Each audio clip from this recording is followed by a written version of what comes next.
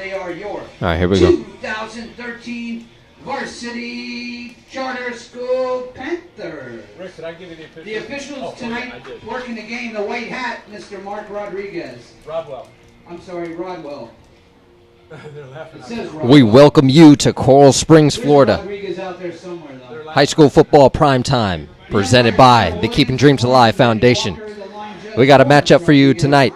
John Carroll Catholic versus the Coral Springs Charter Panthers.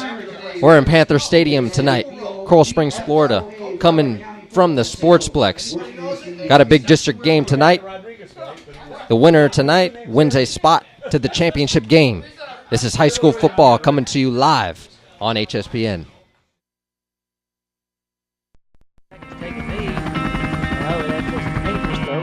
He's going to snap, punt it. He's at the 50, to the 40. He's down his feet. Oh my goodness! To the 40. To the 50, 40. He's down his feet.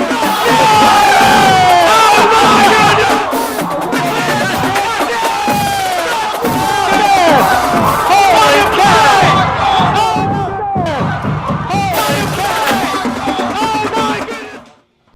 And we send you a happy Halloween, October 31st. We are here in Coral Springs, Florida, at the City Sportsplex, coming to you live. This is high school football prime time, Breast Cancer Awareness Month. Just want to give a shout out to all the survivors, all the fighters, all the people, all the family out there that we can support tonight. We send our love and we send our prayers to you.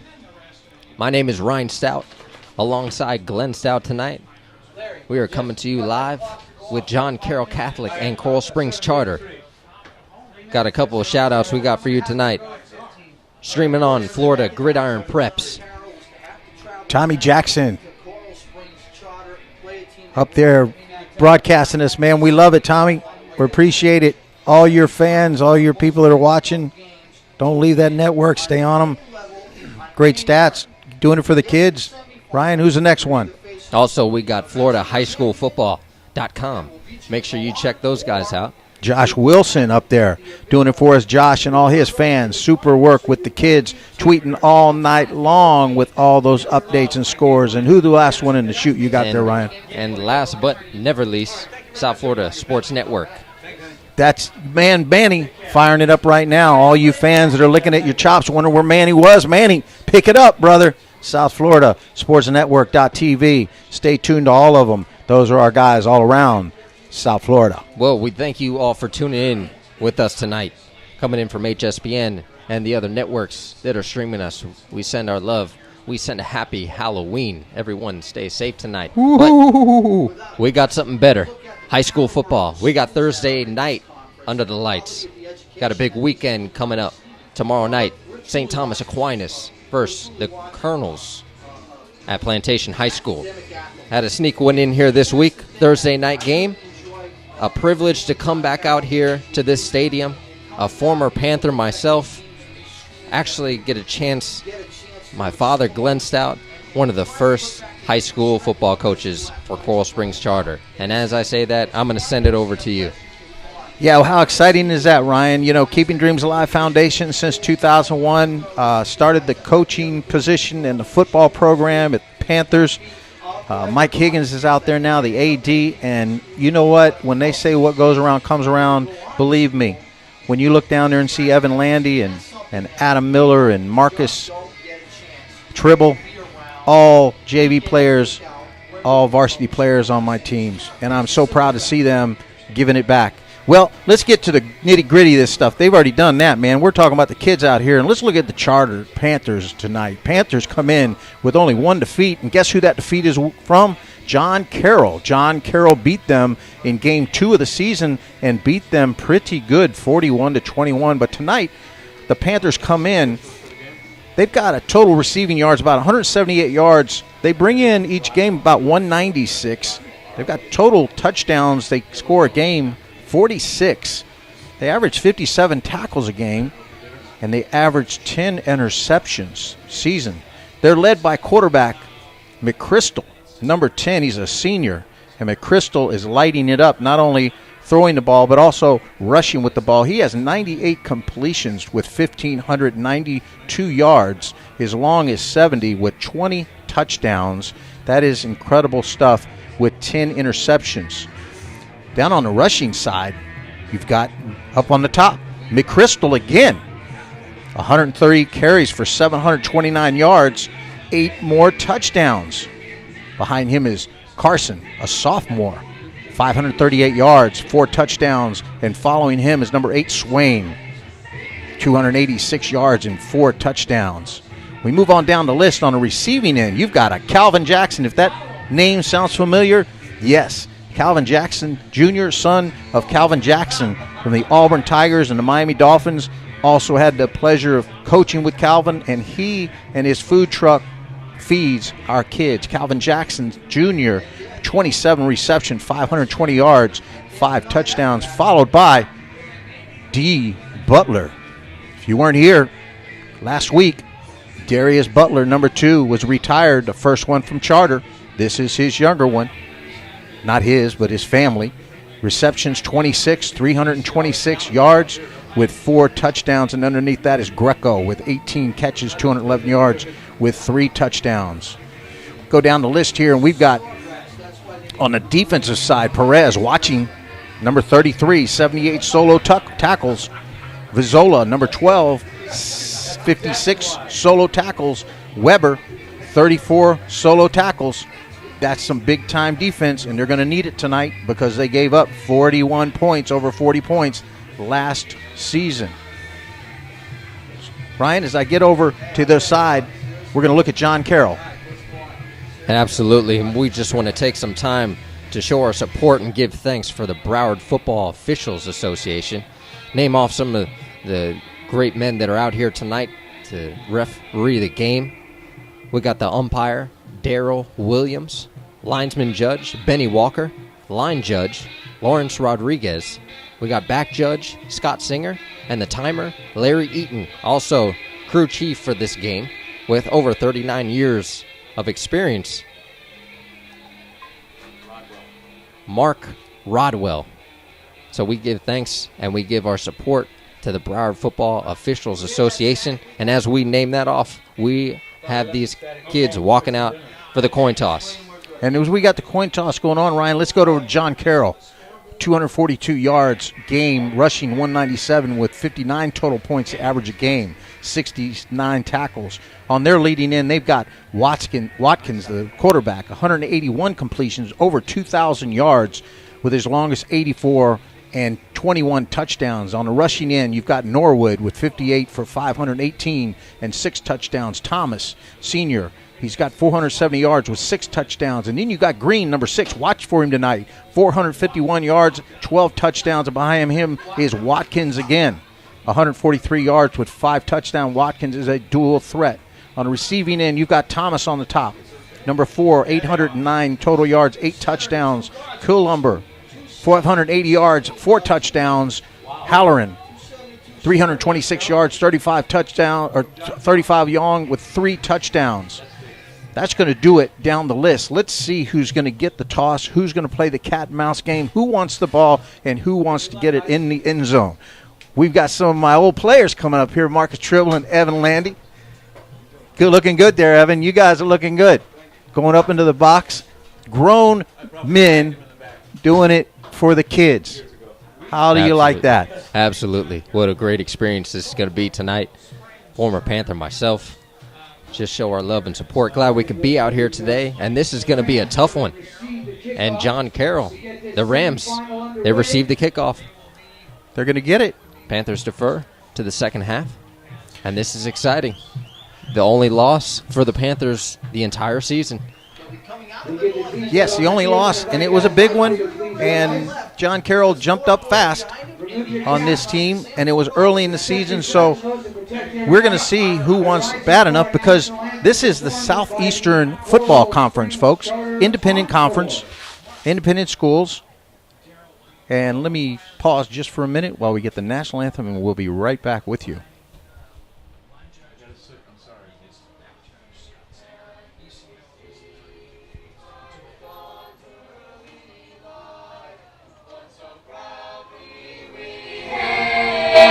at the twilight's last gleaming, whose broad stripes and bright stars through the perilous fight, o'er the ramparts we watched, were so gallantly streaming, and the rockets red glare amongst the receiving end gave proof through the night that our flag was still there. I'm starting to feel like this.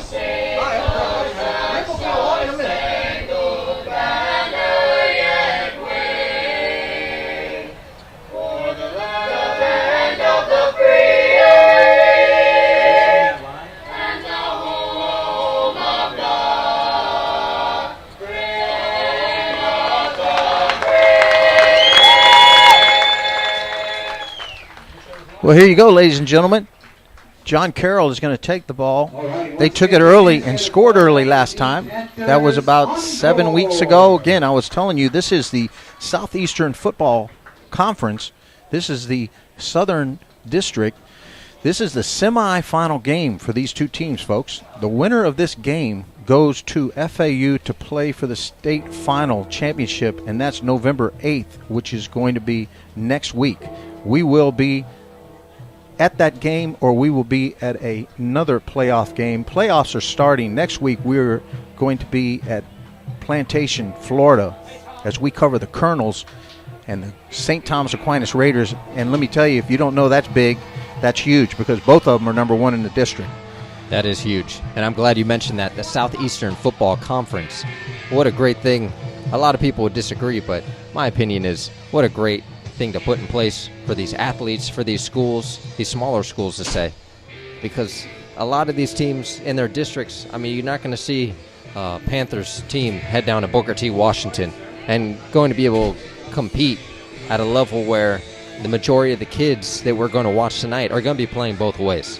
So when you put them in a league such as this one, it really levels the playing field, and what an opportunity it is for these kids and these coaches, these college coaches around the country, because it really shows what kind of potential they have and what level they can play at the next level. Well, you know what? We got snuck up behind me. City Commissioner Tom Powers, the beautiful city of Coral Springs, Florida. Tom, we're getting ready to go into a kickoff here. I'm going to get your thoughts for the game, then we'll catch you on a break. Your thoughts for this game, hometown Panthers, once in a lifetime. We're getting it done.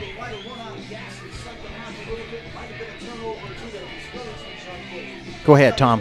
Your thoughts on the game? Hey, it's a great night out here.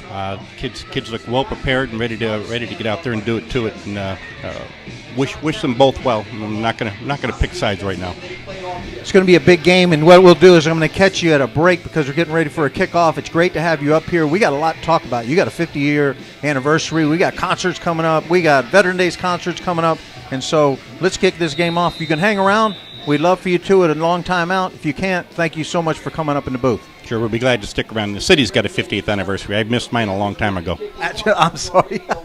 You got it. All right, Tom, thank you for stopping in, and we'll catch you at a timeout. I'm glad you got me because I don't have my headset on either. I couldn't hear myself talk. All right, let's get ready for this kickoff. I got the headset back on, and we're ready to rock and roll. Well, John Carroll, Catholic, back to receive. The Panthers kicking off. This is a big game coming to you from South Florida. Short Let's kick. see what we got. Short kick, fair catch. They're going to start it out. Number 9. Yep, Kyle Flatterer took the catch right at about the 31-yard line. We'll see where they mark it. Looks like it's right at the 30-yard line. First down, John Carroll. Well, they're coming out first down from the 30. Let's see what they can do. High-powered offense, I hear. But a lot of young guys on the Coral Springs Charter side that are big-time playmakers, and they should do very well tonight. Got a bunch set. Got a lot of running backs back there. Six-man front. Quarterback's going to take it right up the middle. Going to make 8 yards, 9 yards on the carry. Nice carry on the first play of the series. I believe that's number 4 on the carry. EDWIN Thomas. You got to watch out for Thomas. He's a dual threat player. Passing 56 catches, 809 yards. And he takes it again. Thomas takes it right up the middle. About 4 yards on the play. Enough for a first down. And that's what it's going to take. You know, we've always said 4 yards. You've heard it all season. 4 score. You do that all game, you'll have no problem, especially with clock management. T formation. And he's taking it again. Cut back into the inside. Picks up about 8 yards, Ryan. 9 yards. Wow. Nice, tough running. It's a way to start out the game. Panthers, number 55, looking a little disoriented. And as they're doing that, introduce our impact players of tonight's game. Joe McChrystal, quarterback number 10. Calvin Jackson Jr., wide receiver number 11. And Cam Perez, linebacker number 33. The quarterback's going to take it again up the middle. Picks up another 5 yards. And he might just do it all night. And if he can, hey, I don't blame him. If you're going to get that many yards that play, they're not going to honor it. They got to do something. These guys are shoulder to shoulder, tackle to tackle, inside the box. Man on man. Who's going to stop him? And he'll take it again. And right up the middle again. They'll pile him up. Tackle Denzel Butler, number 9 on the play. And a host of Panthers. And I would like to see how long this quarterback is going to last. You keep giving him the ball like that, pounding up the middle. How long can a young man like that last? He's already run for about 30 yards. Ryan, and he's got that tight T backfield. Looks like a Wildcat formation. He's taking off again. And he'll go, and he'll go, and he'll go. Can the Panthers stop him? Number 12, David Vizzolo, with 56 solo tackle, comes up and makes the tackle. And once again, that is EDWIN Thomas on the run. And he's taking it. They started on the 30. Every play. Taking about 35 yards down the field with the clock running. Panthers, and he's going to go again. Panthers got everybody in the box, Ryan. Everybody in the box. And you never know. Don't go to sleep on these guys. They'll run it all night, but I'm waiting for that pass, that Tebow pass. Take the run up the middle, and he drops back, put it right over everyone's head. Brings up about 2nd down and 7. New quarterback in. Number 3, Jordan Watkins, who is the regular quarterback. He's in play. He's in a back set field. He's going to give his own read right up the middle. Big hole. By number he may 6. break it all the way down. And he might the end zone. take it. That's a touchdown. John Carroll. That is number scores. 6, Greg Green on the touchdown. What a run. Talk about a surprise. Stack the box. 35-yard scamper, zone read right up the middle. Panthers had everybody in the box. You got them up tight like that, you're going to get burned if you get past the second phase of them, which was the linebacker core, and that's just what happened. We are at a small stadium with a pole, so Gotta love that pole. you're not going to see anything, folks, but a big pole. And you see the ref in the corner, and it's good. And that puts Catholic up 7 points over the Panthers. And wow, can you believe it? It happened that fast? It happened fast. It wasn't a whole lot of time taken off the clock. And I'll tell you what, if they don't tighten up and leave a couple safeties back there, Ryan, they're going to be in for a big trouble. They're going to have to start pinching that A-gap. And they started out with that Wildcat with that dual athlete. And he just pounded them. And then they turned around and brought their key quarterback in, Watkins. One zone read, 35 yards, takes it right to the house. I'm pretty sure I've never seen an offensive scheme such as that. I mean, you bring in a running back from the Wildcat. I believe number 3, Jordan Watkins, is the starting quarterback for Catholic. You bring in EDWIN Thomas. You got to watch EDWIN Thomas now. Remember, he's a dual athlete with 3 picks.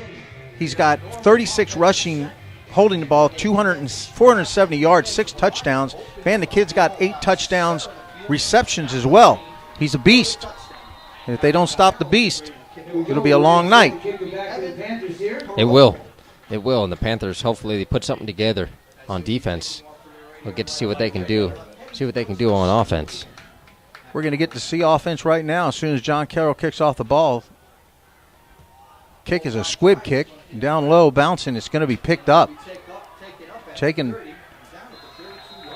brought up to about the 32-yard line. By number 32, Yep. which is Kyron Wilson, linebacker, running back as well. And as they're coming out offense, show some love to the beef package. Offensive lineman for tonight's game for the Panthers. Got a bunch of seniors on this line. Got a bunch of beef. Been doing pretty good this year, protecting that great quarterback over there, Joe. Let's see what they can do tonight. Well, he's been running them all year long, and he's going to need to do something because it looks like a little They go quick screen pass with a fumble on the play. I want to say, I don't See what the they refs called call. it incomplete. It's like an incomplete pass. Yep, they're going to call it incomplete. It wasn't a backwards pass. They're going to set it right back down where it was. Bring up second down and 10 yards. They're at their 35-yard line. And the Panthers, if this is going to be a shootout, they're going to need to match them score for score. They will. Unless that defense starts pinching down on them a little bit. And the Panthers, they have a pretty well-rounded offense after talking to Coach Landy, Evan Landy that is, and Adam Miller. They've really put something together on the offensive side of the ball. But I don't think they've faced an opponent such as John Carroll since the last time they played him. So, well, McChrystal just handed off to Carson. He didn't pick up but about a yard, maybe not even a yard. It's going to bring up third down and 10 once again. well, that's not a good start for the Panthers. No, they're going to have to do a lot more than that. The last thing they need to do is go 3 and out on their first possession on offense. Panthers got it, third down, and going to be calling it 10. McChrystal's back, single back in the backfield. He's got a 22 set. He's rolling to his left-hand side. He's looking left. Throws a short one over here. It's going to be caught. Caught at the 50-yard line. Great first down catch. Caught by number 9, Denzel Butler. Great catch by Denzel. Saves that first down, keeps the Panthers in the game. Across midfield, first down, Panthers! And it'll be the first down for the Panthers right across midfield. First time across midfield, right inside, about the 48-yard line of John Carroll. Beautiful pass by McChrystal. About 15, 16-yard pass reception. And that's a good sign for the Panthers. They got a great wide receiving core. Got McChrystal again in the 22 set, single back in the backfield, zone read on the outside, and the running back's going to pick up. Running back number 3 on the run, Kalen Carson. Picks up about 4 or 5 yards. Sophomore running back. Has 76 carries for 538 yards with 4 touchdowns this season.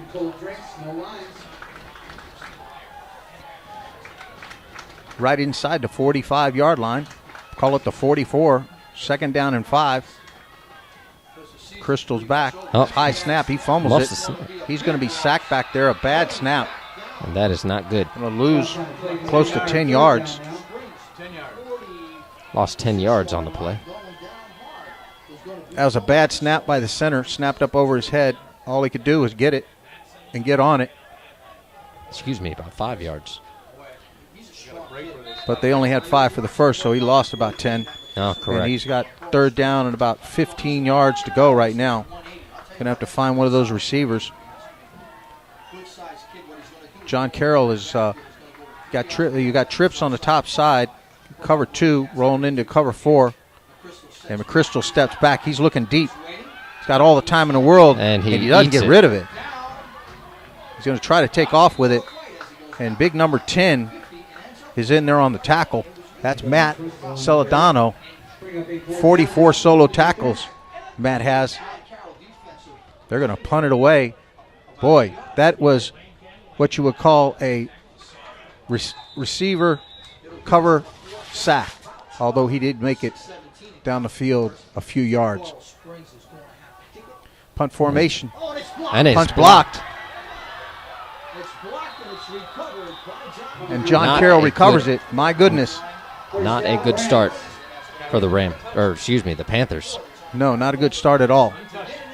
A little bit nervous, and that could be trouble because you're going to give them good field position once again inside the 35-yard line. We'll call it the 34-yard line. Well, the Panthers and the Rams have an outstanding season so far. And as they take a water break, we will introduce.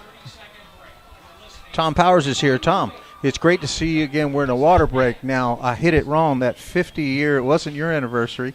It's City of Coral Springs. We've got some things coming up. Why don't you tell the people? We've got a bunch of people around this country who'd love to know about what's going on this weekend and next week. Sure, it's a great opportunity to be able to talk to you, and I appreciate being here. We've got two great teams out there, and it's going to be a long game, so I'm looking forward to that. But in this city, we're doing an outstanding job. We're celebrating our 50th anniversary, just winding that down this Saturday night with a touring Bruce Springsteen touring company coming in to do a show here and bringing everybody from the community out. And we're really seeing an uptick in our community right now. Businesses moving in, price of home sales going up. And this is one of the reasons. People see quality education. They see a lot of things for kids to do, and so they're moving their businesses here, and it's a great thing for us. Well, we're going back to live action. We're going to keep you right there, Tom. And we'll talk to you 1 second after this play. It's over. They pick up about 15 yards. Running back's running hard. Tom, you also got another one coming up on the 11th, I believe, the Veterans Day concert as well. Absolutely. We're very, very fortunate that people are willing to put their lives on the line and defend this country, and we owe it to them to give them the respect they deserve. So we're going to have a thing out at the country club here and honor those who have sacrificed their lives and who continue to, the families of those who are out there. Well, we're back to live play again. We got one more question for you, Tom, on the zone read. Number 9 is going to take the ball off the right-hand side. He's going to pick up about 4 or 5 yards. And then one more question, Tom. I know we got the concert this weekend and then the Veterans Day. How would people want to get in touch, or if they want to know more about Coral Springs, our website, what is that website address? Sure. What you want to do is you want to go to coralsprings.org, and if you're looking for a job, go to workcoralsprings.org, and we'll list all the jobs that are available for you. Tom, we're going to go one more play live action. I'll get right back to you. We've got single back in the backfield. Doctor's looking to the sideline he's going to change the play. Coach didn't like something. They got a 22 set. Shift the backfield over to the left-hand side. Second down about 4 yards. He's looking to his left-hand side. He throws it, and it's going to be close to a first down. It is a first down. He picks up about 10 yards. Tom, we always appreciate you coming out here. You've been out here the first game of the season. We covered Taravella University. You're out here again. We appreciate it. City Commissioner Tom Powers, man, you were one guy that's all about this city. Thank you so much for joining us. Hspn, Keeping Dreams Alive Foundation. Glenn, thanks much. Your quality set up here, and we thank you very much for being in the city. Thank you, Tom. That's a spot foul ball, 10 yards from where that hold occurred remains. First down. Well, the Panthers getting knocked off the clock if they don't get things rolling. Tom Powers, City Commissioner, Coral Springs, outstanding job. Always about the kids. And it's fantastic to have him up here to take his night to come up and see the local Panthers in their second round playoff. And folks, once again, we apologize for that light pole. For the pole. It so happened to be put in front of the stadium. And we got a dead ball on the play. Yeah, we're out here at Coral Glades High School. This is a city field, and it is interesting when it goes down to the south end of the field. But we're going to make do, because that's what we do. Elizabeth Lavulu, the What It Do out there on the West Coast, shout out to you. It's one of our sister brands out there, Polynesian community. And here we go. Watkins back. First and goal. Watkins going to look deep into the corner. Let's see. Boy, oh boy, it is a tough corner, folks, to film. Tough corner to film. Incomplete. It's going to bring up second and goal. And he goes over the head of his wide receiver. That's Jordan Watkins at quarterback tonight. Got the chance to see one of the running backs, Edwin Thomas, take basically the first series of the game. That's one heck of an athlete, and he's one to be reckoned with. It's third down and goal. He's looking to his left, but he throws it back over. No, it was a handoff. Fake me out, down inside, 5-yard line. Run by number 22 on the play, Pierce Helleran. Very interesting call. Almost like a Statue of Liberty play. Gave it underneath. 3rd and goal. Right at the 8-yard line. Give is right up the middle. Very close to the goal line. Give to number 5 on the play, Daryl Norwood, which actually drove them down the field. Very close to the goal line. Right on that pole, so maybe they'll run one or pass one wide to the right-hand side. Maybe. Because we've got a big pole, and folks, if you see a vibration on a camera, we are in a very light aluminum box with people pounding around. Give is right up the left-hand side. Can't see it. And we got a pole. And we got a pole we touchdown. got a touchdown. My goodness gracious. I don't care where you are, position-wise, that pole is going to be in the way. John Carroll scores again, makes it 13-0 over the Panthers. And I can tell you that I couldn't see the play, but I know it went up the middle for a 5-yard touchdown. Get another shot of this pole. That's a nice pole they put right there. Looks like it's good. And it is good. It is Puts good. John Carroll Catholic up 14 over the Coral Springs Charter Panthers. This is high school football prime time, brought to you by Keeping Dreams Alive Foundation. You're tuned in with High School Production Network tonight. We're coming in from the Sportsplex in Coral Springs. Made our way back up to Broward County, Florida. Been in Dade County the past couple weeks. Had a great time down Booker T. Washington, covering the number 1 school in the nation. Got some great athletes and had a chance to talk to Coach Miller, Adam Miller, head coach for the Panthers tonight. Told us he had a Thursday night game right before the championship, and we're here, and we're covering it live. Well, those Panthers need to wake up quick because, as you can tell, with just under 3 minutes in the quarter, you've got the John Carroll Catholic up 14, Panthers Get this nothing. score fixed for you. And John Carroll will kick off once again to the Panthers. And let's see what we do with these Panthers right now. Another squib kick down low. It's going to bounce. Crazy. It's picked up.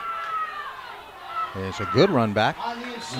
We'll get a number for you in 1 second. I believe that's number 5. Excuse me. Number 11, Calvin Jackson Jr. Brings on it the out. return. Right, over the 40-yard line. Now they need to do something with it. You got to keep this game close. Yes, they do. And as they're doing that, I want to get a chance to introduce our starting wide receiver core tonight. Got 2 outstanding athletes out there. You just got to see Calvin Jackson Jr., wide receiver number 11, only a sophomore, and Denzel Butler, wide receiver number 9, a senior. Outstanding athletes on this side of the ball, and hopefully we'll see them put it in the end zone once or twice this game. And coaches, if you see a player out there that you like and you see that ticker running across the bottom of the broadcast, all you got to do is pick out that number. That's their name. Click it. You'll find their huddle video. Also, high school coaches that are watching us around the country. If you want us to broadcast your game, email us, info@hspnsports.com. And don't forget about Keeping Dreams Alive Foundation, the foundation that gives back because the kids are always coming back. We do the academic mentoring, playing the recruiting game. Right now we're with Boyd Anderson, and we're also with Booker T. Washington. We were down there 2 weekends ago playing the recruiting game with those young men. Keeping Dreams Alive Foundation information, our website is www.kdafoundation.org. And another shout out to those guys around our Tri-County, South Florida, sportsnetwork.tv. Manny, your fans watching. Great website, great people. Florida Gridiron Preps, Tommy Jackson. Great website, great family of people about the kids. And never forget Josh Wilson, the first ones to scream our games. Yep, it's Halloween. Scream them. Stream our games on Florida High School football. That's Twitter. That's website. It's all about the kids. Here we go. Panthers have the ball. 1st and 10 out at the 40-yard line. And Crystal's going to have to do something here, Ryan. If he doesn't get something going here soon, it could get a little bit lopsided. Yes, sir. He's done a great job majority of the season. And like we said before, this is the only game that stumped them the whole year. I believe the score was very close. I want to say it was 24-20. Late in the fourth quarter, I believe there was a 94-yard interception taken back. And then it got lopsided. Well, it brings up second down at about 7 yards. The Crystal's got a single back in the backfield. He's got trips to the top side, single back on the bottom side. He's going to keep it right up the middle. He's going to pick up some yardage, brings it out close to the first down, picks up about 4 or 5 yards. And a great run right there. And after talking and hanging out with the Panthers this week, got a chance to talk to Coach Miller about McChrystal. What a great athlete. His future plans, he's got a lot of schools that are interested in him and on his way to get some offers, but they're offering him at linebacker. So he is listed on the roster as a QB, also a DB as well, but a lot of small schools want him at linebacker, but Joe, he wants to play quarterback. Don't they all? Well, we've got 2 backs in the backfield. McChrystal's back. He's going to give it up the middle. A little zone read, picks up maybe a yard. That's about it. I believe that's number 8 on the run. Number 8 will be Swan, or Swain. About the second or third first down for the Panthers. That's about it. They bring the ball out here. It's second down and 7 yards. Out here close to the 50-yard line. McChrystal, 1 back in the backfield. He's got trips to the top side. 1 receiver down on the bottom. The give is up the middle. Breaks a big hole. Oh, boy. One number 6 getting there, and he's taking it all the way, Ryan. And that is number 3 on the carry. Big-time running back, Kalen Carson. Big time is right. Big time plays, big time players. And that's how you run it. That's a first down pickup of about 20 yards. It brings it to about the 32-yard line. Crystal, high snap again. Oh, and it's a direct Safety snap. blitz. Wow, safety blitz in there. That was number 10. It came from all over the place. It was just very lucky that he didn't take off McChrystal's head. And it was a direct snap to Joe, and he had nowhere to go. That rhymed. Whoa. Number 10 is Matt Saldonado. I'm sorry, Ryan. Offensive line did not help him out at all. It was a loss of about 3 yards. Brings up second down and 13. Crystal's back. He's rolling out to his left side. He's going to throw over his shoulder. Catch is made. Bring the ball back into the middle of the field. I'm not sure if that's the way you want to be coached. I believe that's Calvin Jackson. Yes, it is. Calvin Jackson Jr. on the reception. And that will be the last play of the quarter. And wow, what an interesting quarter it has been for the Panthers and the Rams. Pretty hectic up here. Got a bunch of people in the box with us today, which is always good. Just want to give a shout out to Rick Covell announcing the game for the Panthers tonight. He's worked with us early on in the season. If you want to check him out, check out our first broadcast, the University Suns versus Taravella Trojans. Did a great job. Just want to show our support for him. And we got an interesting one tonight. Yeah, we do. And if they're not careful, those Panthers better be careful, because John Carroll has no problem putting points on the board. They put 14 quick points on the board. They held them in the last series. They've got the ball. They're driving now. They've got to maintain ball control. They've got to keep that dual threat, Edwin Thomas and Watkins, off the field. If they don't, it will get sloppy, and the Panthers need to score to keep this game within reach, because it's going to be a shootout if it continues, because defense on the Panther side of the ball hasn't figured out how to contain that front four and that quarterback, running back, receiver combination. So the Panthers have the ball. 3rd and 3. And once again, heading right into that pole. They love running to that side of the field. Yeah, they're running that hash over here, aren't they? Third down and about 3 yards. And the Charter Panthers have the ball. McChrystal takes the ball back. He's looking to his left. He's going to have to scramble. And he's going to break it.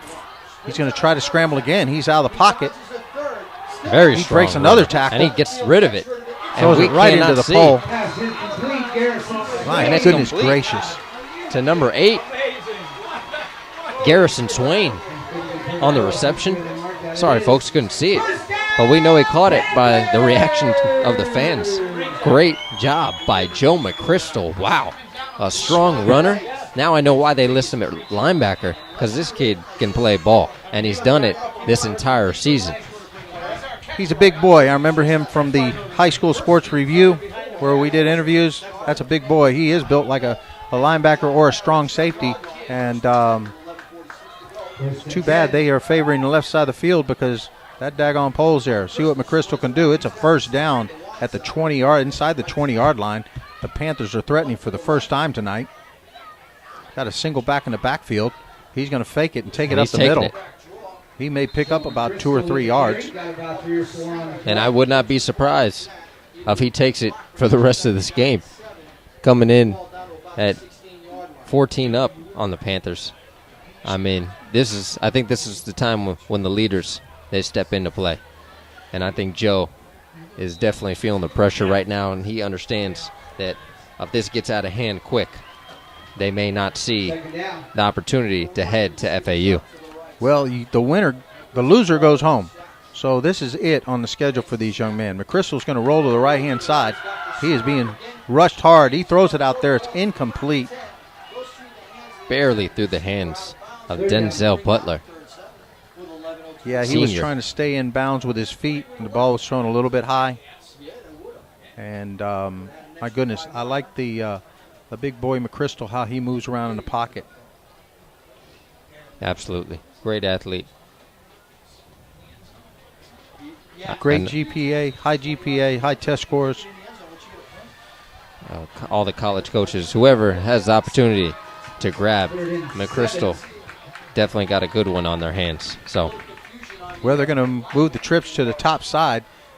You got one receiver on the bottom side. He's got single coverage down here, folks, so he may throw it to the deep to the left, and unfortunately, we may not see it. But he doesn't. He throws it to the right-hand side, wide open.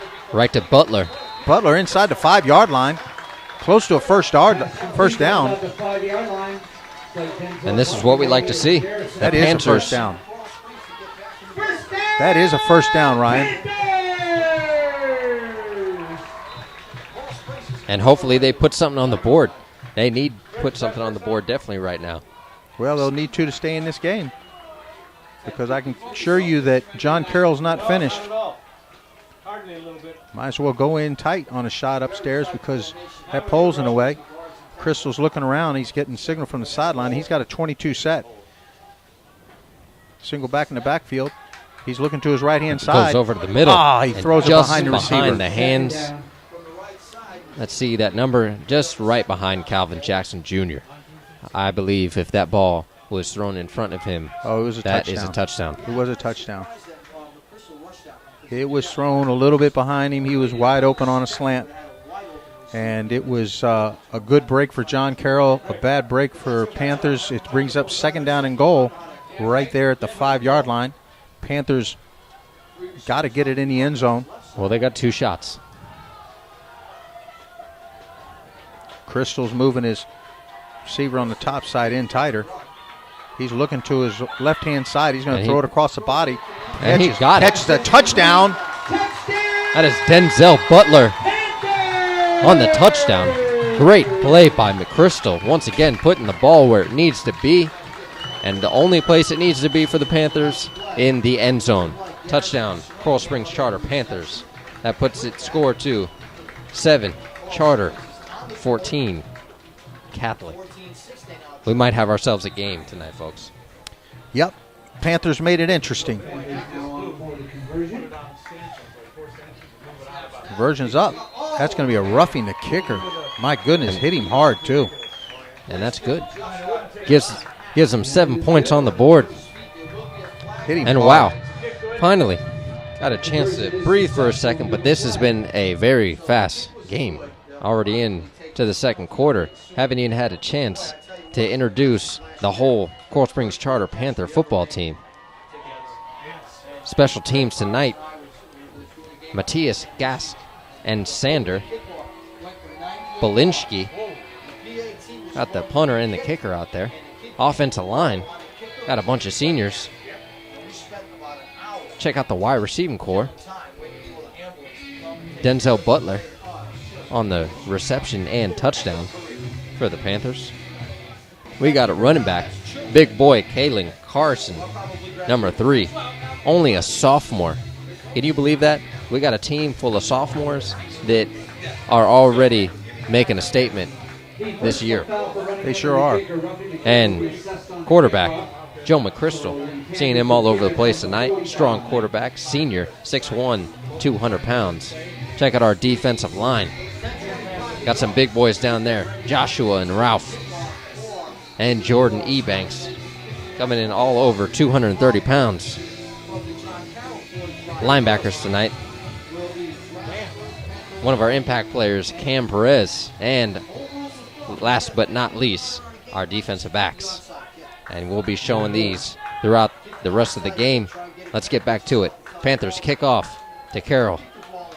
Well, they're going to kick off, and they're also going to 10 yards, 15 extra yards. It's going to go out of the end zone because it was roughing the kicker that they took the penalty yardage off at the kickoff. And coaches, high school coaches, real important. If Ryan Stout gives you a call, if you want your players to be impact players or you want your starters on that line of scrimmage so every coach around the country that we blast can see them, then you need to answer his call. And you need to be able to set up a time where he can come out and do these things because we do it absolutely free for the student athletes. We need to have time to get your student athletes. So, John Carroll, we couldn't And get once to you. again, John Carroll takes the ball at the 20-yard line. He throws it over here to the outside. 4. It's going to be a catch. By Edwin Thomas. And once again, coaches tuned in from around the nation, we thank you for coming in with us. We got a live ticker feed at the bottom of the broadcast. If you see any player that you're interested in, any impact player, any player out there that's making some good plays and that you want him, make sure you click on his name. It'll send you to his highlight tape for Huddle. Yeah, absolutely, and that's a penalty against John Carroll. Ryan, you see a little different momentum shift here, and they marked it off. Big penalty. Actually 5 yards from the line of scrimmage. It's going to bring up 1st and 15, and we've got that pole on the left-hand side. So John Carroll has the ball. 22 set. They're going to do a zone read right at the middle. Running back's going to try to get, doesn't get anywhere. Second down, and I believe that's number 12 on the tackle, David Vizzolo, with 56 solo tackles. it rhymes. Second down and 13 yards. He's looking to his left-hand side. He's going to roll out. Throws it out there. Throws it over the head of his receiver. It's going to bring up 3rd down and about 14. I think we have a flag on the field. A lot of flags tonight. See which way it's going to go. Well, I believe that ball was uncatchable.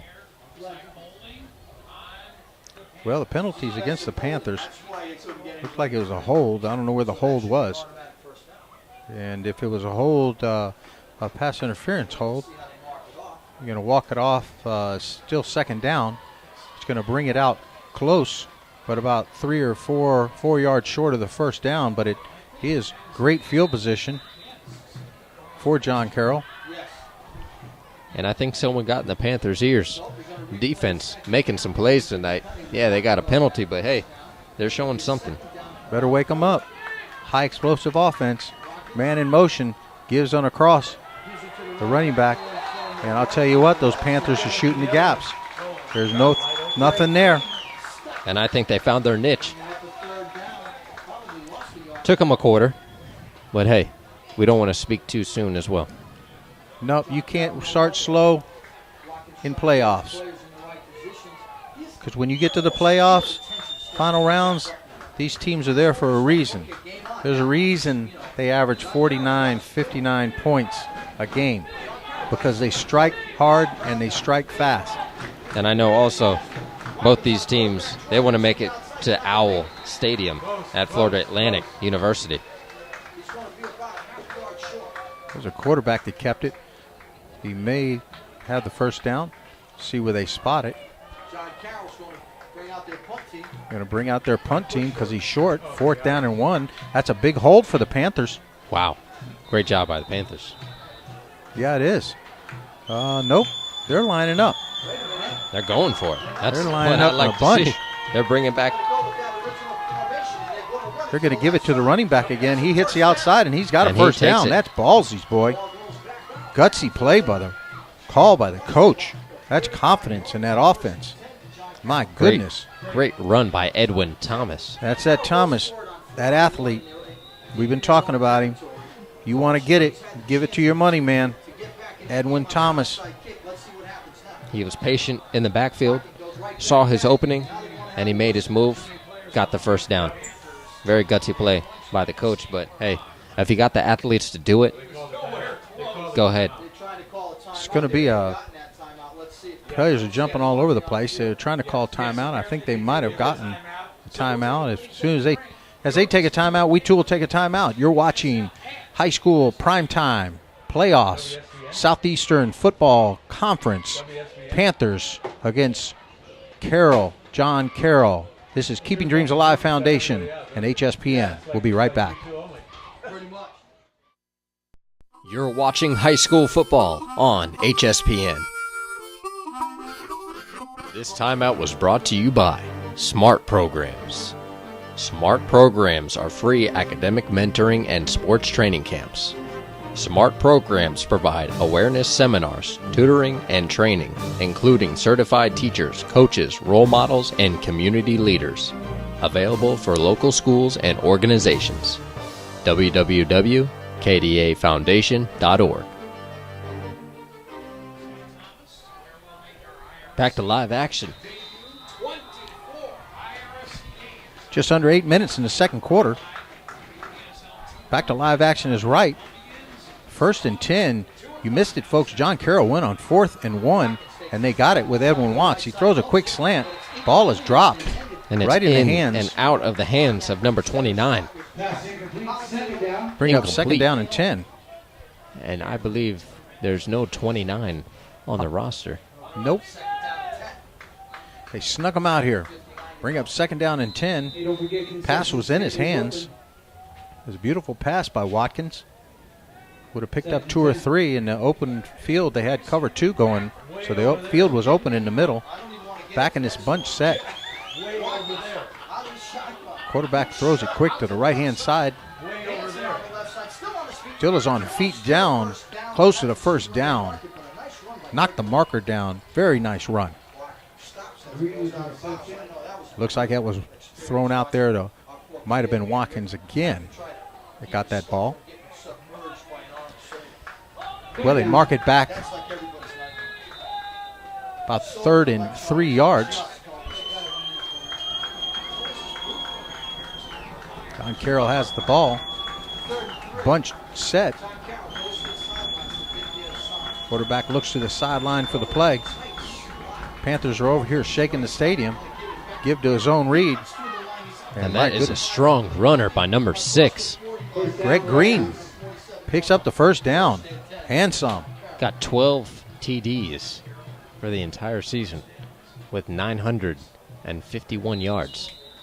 That might have been Greg Green that caught that pass on the last play, too. Well, it's first down. Gives the tail back up the middle, and he's going to be swallowed up by a host of Panthers. 2nd down and a flag in the backfield. See what the call is by the ref. Back there in the holding place. And it looks like, wow, personal foul against the Panthers. That's going to give them another first down. That is going to hurt, Ryan. This is a powerful team already. You can't give them those kind of yards, especially when it's in your house. Yeah, the Panthers, they looked pretty well in the beginning of the series. Had the Rams backed up in their own red zone. Came up 4th down, went for it, and they got it. And now they're just marching down this field. First down at the 34-yard line. John Carroll has the ball. Give is up the middle. Zone read. Only going to pick up about 1 or 2 yards. That's Norwood on the carry. May have picked up 1. No gain, second down. Darrell Norwood. Norwood has 58 carries for 518 yards and 6 touchdowns this year. Another part of that power running package. And they have 5 running backs that take the ball anytime, anywhere with a slew of touchdowns, Ryan. Second down and 9 yards. Gives it to the running back. He's going to hit a hole up the middle, picks up the first down. And that's number 5 on the carry. Darrell Norwood, junior running back with 6 TDs for the year, 518 yards with 58 attempts. They are a very well-rounded offense just by looking at these stats. Well, they're going to take a timeout. We're going to take a timeout. You're watching High School Primetime Thursday night. These are the playoffs, folks. Southeastern Football Conference on HSPN. Stay with us. High School Football Prime Time presented by the Keeping Dreams Alive Foundation. The KDA Foundation is a 501c3 non-for-profit youth organization that specializes in empowering communities and providing opportunities for academic and athletic growth. We address vital issues concerning transitional phases of primary and secondary education through sports and academic advisory camps, health and wellness programs, and athletic scholarships, grant, and aid assistant programs for college. To find more information, check us out at www.kdafoundation.org.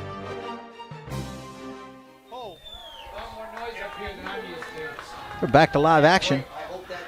1st and 10. John Carroll's got the ball. He's going to throw it deep in the end zone. He's got a receiver open. Oh my goodness, in and out of the hands of number 2. Dan Comer had it for a touchdown. Wow, he has that ball. That's an easy 7. He's going to bring up second down at about 22-yard line. Second down and 10. But I'll tell you, the kid, Watkins, dropped back. He's got a nice arc on the ball.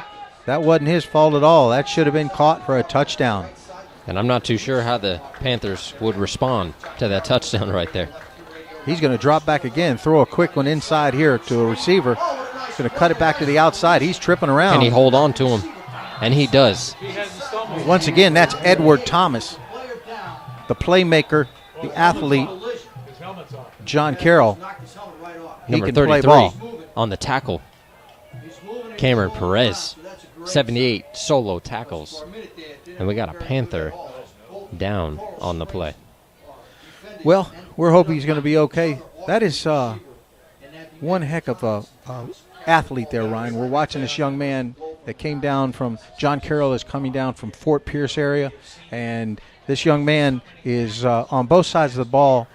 You know, he's caught 56 receptions for 809 yards and 8 touchdowns. And on the other side of the ball, when he gets behind or next to the quarterback, he's got 36 carries for 470 yards and another 6 touchdowns. Not only that, but he has 3 picks. So I'm not sure where he doesn't play, because he looks like he plays everywhere, and he is a factor to contend with. And we saw it when they opened up the game. They opened up the game with their playmaker, Edwin Thomas, at quarterback. And they did. And they drove it down their throat, and he took the ball every time. Yeah, you talk about driving it down to the throat. I mean, the first 5 plays went 35 yards. I mean, you talk about making an impact. And so I'm not sure the Panthers expected them to come out in that type of offensive scheme. And when they came out, they brought in Edwin, took it down the field, 35 yards, and then they put in that good-looking quarterback, Jordan Watkins, and he came in there. Did a little zone read, spread it out. I think the best thing they did right there is they spread the offense out. Got the receivers outside of the box. Gave a zone read up the middle. Touchdown. Yeah, that's exactly what they did. They ran that with Watkins. When Watkins came in, they knew that Thomas, that'd be good for a score, and it was good for a score, and they brought Watkins back in, but they got 7 out of it. So it's 1st and goal now for John Carroll. And he's looking over here to the left side. Another slip screen. Another slip screen to the same side. To Edwin again. Short gain, 2nd down. May have picked up. Doesn't look like he picked up anything. And the ball is back to where the original alignment. Bring up 2nd down and goal from the 9-yard line. And they've got Edwin down here to the right-hand side, bottom with single coverage. Ball's going to be given up the middle. Broken out to touchdown, number 6. That's Greg Green. Long run. 9-yard run. 9-yard run brings it up to 20 points for John Carroll. I'm impressed with this team, Ryan. I haven't seen this team. Of course, they're up in Fort Pierce. And between Green and Edwin, they've got some premium athletes. Well, we don't have a poll on this side, folks. You'll be able to see the extra point. That's a nice shot right there. We got the full effect. We got the touchdown, and we got the field goal. And it puts John Carroll Catholic, the Rams, up 21 over Coral Springs Charter, Panthers 7. And the big question is, will they repeat what happened in the beginning of the season? Well, they've got to keep up because it's going to be a shootout. It certainly will be a shootout. And you don't want to be on the other end of the gun because it can get nasty quick. I think that they have the tools, Ryan, to be able to do it, to get back in this game. What they have to do is, most importantly, they've got to have ball control. They got to run the clock. They got to keep it out of Edwin Thomas's hands. Absolutely. Containing Edwin Thomas tonight is going to be key. On top of that, you got Green out there as well, and he's going to make plays just as well as Thomas will. And then you got the quarterback, which I haven't even seen too much out of the rest of the wide receiving corps. So I'm surprised to see what John Carroll has for the rest of this game. Well, Watkins is thrown for over 2,078 yards. Young man has a gun for an arm. This team right here puts up a lot of points in a game. If you blink, they're going to score. And you're absolutely right. Green is going to have the ball too. Panthers going to take it. Calvin Jackson on the Jr. return. Brings it out to about the 26-yard line. Great run by Calvin Jackson Jr. Panthers will get the ball. 1st down and 10. And I know the last thing the Panthers want to do is go home tonight. They're looking forward. Not only is this the first time they've ever made playoffs in history after their last week's victory, but they're trying to go to the championship game. The big game. McChrystal's back, single back in the backfield, trips to the top side, single coverage down here. Give is going to be to the, well, McChrystal's going to keep it up the middle and pick up maybe a yard. That's a zone read. Quarterback keep, 2nd down and a short 10 or a long 9. They're going to have to do more than that. They want to get some points on the board before they go in at halftime. It's 4:35 on the clock. They need to keep it out of John Carroll's hands if they want to have a chance, and they need to get some points on the board. Got trips to the top side. Single coverage down here on the bottom. They're not pressing him. Throws out to the right-hand side. It's complete. Almost a 1st down. I believe that's number 16 on the reception, Nick Greco. Yep, it is Greco. And it's very close to the 1st down. They're not going to measure. It's 3rd and inches. They're going to line up real quick. Quarterback keeps it. That's a big boy. They got the markers moving. That's a first down for the Panthers. Across the 35. Brings it across the 35. Panthers get their first down, and that clock is under 4 minutes now. Would be And you important. love seeing that. You love seeing those quarterback sneaks because guess what? Put those linemen to the test. Big linemen for the Panthers.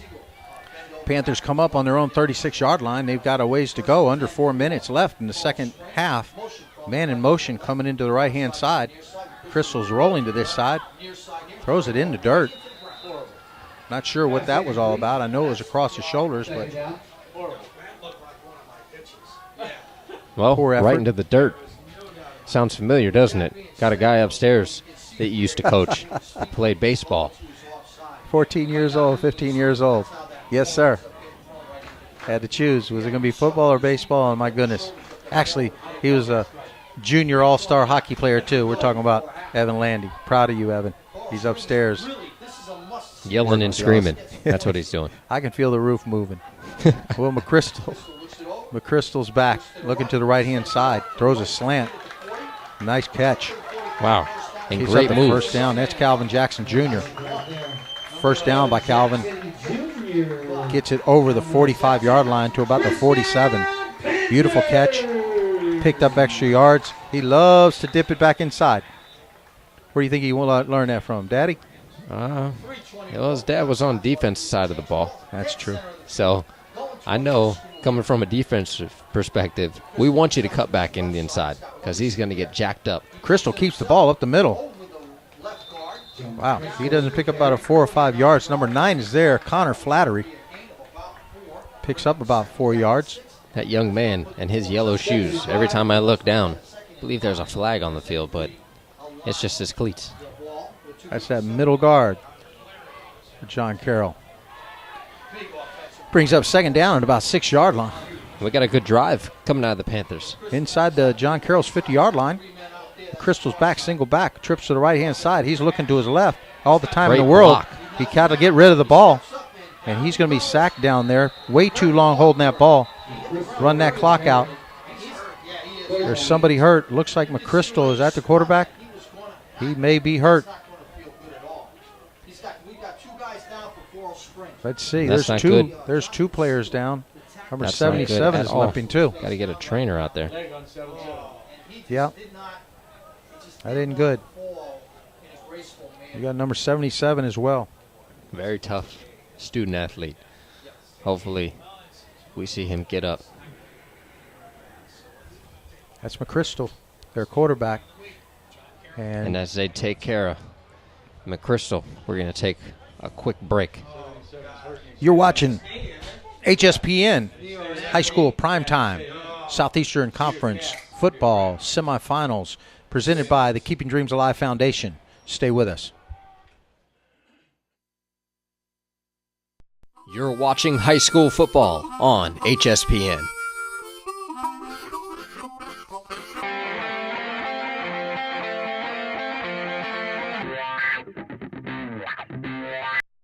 High School Game Day brought to you by HSPN, High School Production Network. The High School Production Network is the #1 high school sports broadcast network in the nation, bringing you high school sports and events by the high school student for the high school student. HSPN is in place to provide internships for all high school students that have a passion for broadcasting. HSPN is providing opportunities for students to use their passion to not only pursue a great college education, but to endure real-life experiences through a viable entity. To find out more information on HSPN, check us out at www.hspnsports.com. Down the Bruce Room, great taste is just the beginning. First thing that you'll notice, this is your kind of place. When you sit back and relax, you're gonna love the taste. Good times don't go to waste, you found the right place. Come on down to Bruce Room, great taste is just the beginning.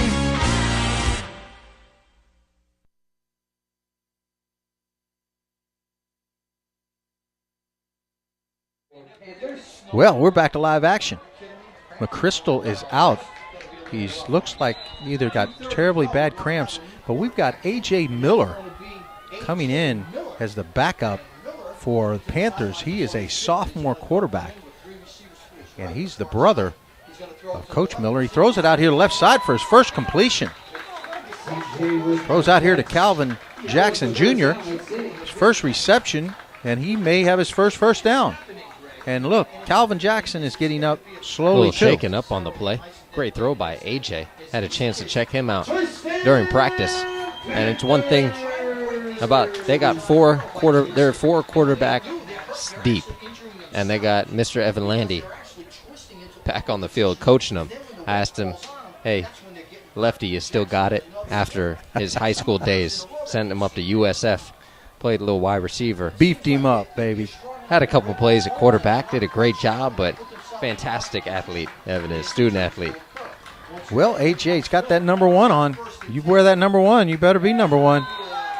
And he didn't. Number 10 jumped. That's Matt Celadano. And it's going to be a first down. He's not used to that new cadence from that new quarterback.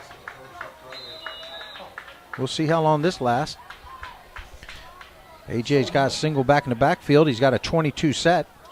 He gives it to the running back off the right-hand side. And we got there's a big blocks. big run Another first down for the Panthers. by Kalen Carson. Kalen Carson's not slowing down. It's yellow. Oh, it is pink. I know. And we got a flag. Holding on the Panthers. Holding on the offense. That's a spot foul. It's going to be a spot foul, so they will move it back. And let's see where they spot it. Can I please That's a get 10-yard penalty yellow mark and from get away where from that me? hold remains first down. Very It'll exciting. remain first down. Very exciting to see young quarterback out there. Really going to test his abilities and really prepare him for the future. Yeah, the future of the Panthers are right here. He's got trips to the right-hand side, AJ does. Single back in the backfield, single covers the bottom. He's looking to the right. He pumps once. He's going to be hit hard and sacked. You cannot wait that long, he'll learn. That's number They're 8. going to go timeout on the play. Number 8, Jake Celadano making the tackle. That must be a brother. Number 8 and number 10 got to be brothers out there. And they Second go down, timeout. 15 yards. We're just coming up to 1 minute. They're going to take a timeout to slow this thing down because they do need to get some points on the board. Going to be very, very difficult with a backup quarterback that doesn't see a whole lot of time. McChrystal is seen all the time this year, both sides of the ball. Hey, this is playoff time, and we'll see what they have. Well, they got McChrystal on the training table right now, right in front of us. And I believe he's got some ice on his calf. Yeah. Came off the field limping. Had to get some help off the field by Miss E, lovely athletic trainer for the Panthers. Hopefully we'll see some more out of Joe tonight. If not, A.J. Miller is the leader of the pack tonight. The Panthers, one of the probably the biggest game he's ever played in. And let's see what he can do. I'm excited for A.J. Absolutely the biggest game. I think what the problem is with McChrystal down here, he's got cramps. And it's hard to believe they got cramps this time of year. They know they got to be hydrated, but they've got ice on them. And we got another flag down. Let's see. Well, the referee says that the clock is not operational. And we've got 1:14 remaining, and we're going to have to go with the referee now, folks. So No, it's not working. it's not a Daktronics. AJ's rolling out to the right-hand side. He's going to be hit hard, taken down. This is going to be. This may get ugly, Ryan. Number 10. And we got The another other flag. Saldano, and he's going to get 15 yards for celebrating over the field. quarterback. So they're going to bring it up 15 yards at second down. Dead ball because Saldano was doing a little too much celebrating. Got So a if they little too move excited. 15 yards up the field, that will bring up second down and about 3. Little intimidation for the second string young quarterback. Let's see what he can do. He's got to let go of that ball, though. Second down and 3. Third and Much better yardage. That'll help him out. But you're correct. AJ is young. He hadn't been in the fight long enough, but young man has got to get rid of the ball. John Carroll's not here because this is a regular season game. This is a playoff game, and they've got to get serious because they're coming after him. The give off, number 3, Greg takes it up, gets a first down, cuts it back into the middle. Very close to the first down, about 1 yard short. And that's Caitlin Carson on the run. Did they get the first down? Nope, they're about 1 yard short. 4th down and about a yard. And they're going for it. They've got to go for it. They're probably out of timeouts, trying to get the call from the sideline. And they're going to give it up again with a big-time tackle by 56 for Carroll. Ball's going to be turned over on downs.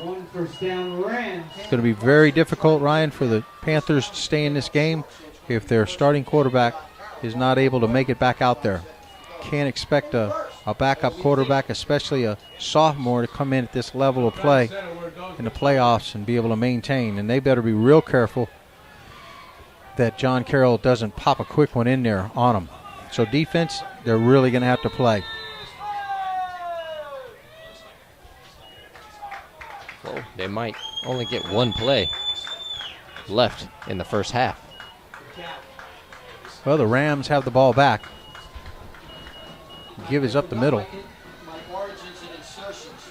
Big time run. Number 5 that time. By number 5. That was Darryl Norwood. And they'll stop the clock as they move the change. And I believe they called a timeout. Yep, John Carroll's going to call a timeout. They're going to try to punch it in again and get this done early, Ryan. I think so. They see the second-string quarterback has stepped into the game, vulnerable for the rest. If they don't get McChrystal back in this game, hopefully AJ can put something together. As we can see, got McChrystal on the training table right there. Got some ice on his ankles. Yeah, they need to get him back in the game, and maybe he can get back in the second half, because it certainly will be a long game if the Panthers can't do that. A lot to ask for a young sophomore, A.J. Miller. But it'll be some great experience he'll be able to talk about. Yeah, absolutely. Huh? It's not running? No, it's not working right. Did it randomly just stop working? Yes. Well, at halftime, Well, it brings up 1st and 10. The Rams have the ball just inside their own 50-yard line. McChrystal's looking to the left-hand side. He throws it. Wide open receiver. Picks up a first down, 15 yards. That was number 2. That was number 2, Jan Columber. Picks up the first down. They call another timeout to stop the clock again. They're going for the jugular, that's for sure. Well, as they take a timeout, we too will take a timeout. You're watching High School Primetime Thursday night, Southeastern Football Conference Semifinals. The Panthers against the Rams, watching on KDA Foundation. HSPN will be right back. This timeout was brought to you by the Coral Springs Spine and Nerve Center, providing superior health and balance through chiropractic. At Coral Springs Spine and Nerve, we focus on the cause of the issue and not the resulting factor. We meet all of our patients' expectations and beyond. Here, you're not a patient, you're family. www.coralspringsspineandnerve.com. 1st and 10 for the Rams. Looks like they're going for a 52-yard field goal.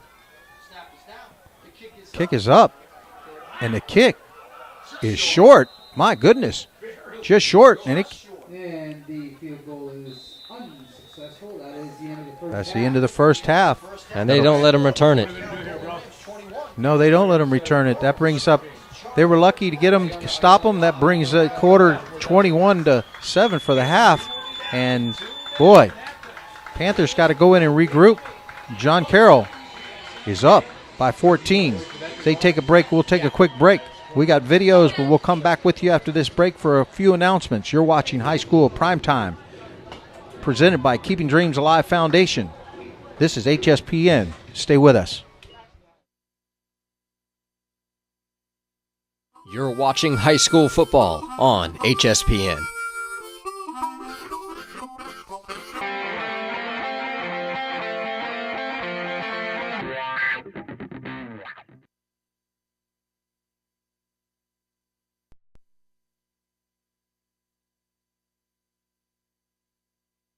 The Keeping Dreams Alive Foundation is a youth organization that specializes in empowering communities and providing opportunities for academic and athletic growth. KDA just partnered up with University of Miami for these community-based projects as far as the athletes coming out and talking about athletics becoming bigger, faster, and stronger, and KDA talking about becoming a great student.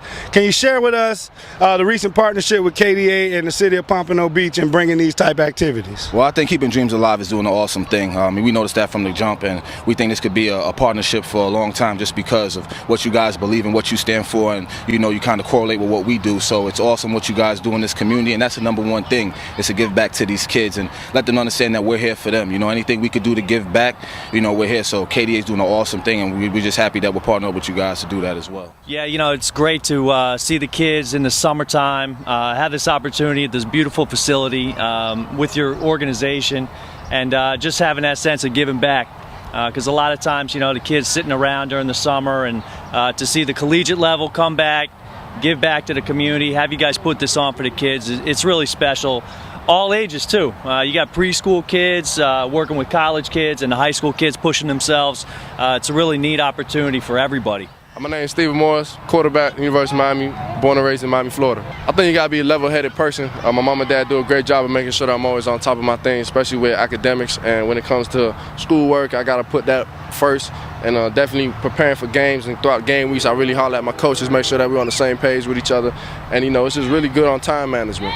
All right, and last but not least, we deal with a lot of student athletes out there in pursuing a scholarship of a graduation in college. What advice you got for any student athletes pursuing college? To just keep working, just to always make sure that staying positive with your coaches, communicating with them, having an opportunity to do the right thing on and off the field, and the coaches in college will recognize you. That made us a lot closer and understanding about dreams. Right. If they want to keep their dreams alive, the education part is the thing that gets it done. Football sets it up, they look at it, but if I don't have the grades to be able to solidify it, nothing changes, nothing happens.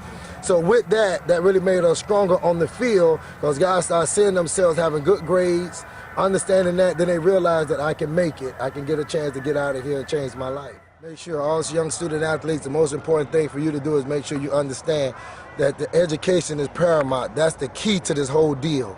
We can talk about football and everybody can talk about how good you can run, how fast you can run, but it's a million guys out there can run just as fast, and the only thing can set the difference between anybody is the transcript. Transcript sets everything up, put you in a position to put you over the top because when it's close, academics wins. So if I got my academics, I can be able to set the precedent. My dreams can come true if I got the things that I need to do. So make sure we all focus on our education. That's the key thing, no matter what you may hear out there about your stats and all that stuff, because guys with no stats and good grades go to college. Y'all guys keep up the great work, man. You're watching high school football on Hspn.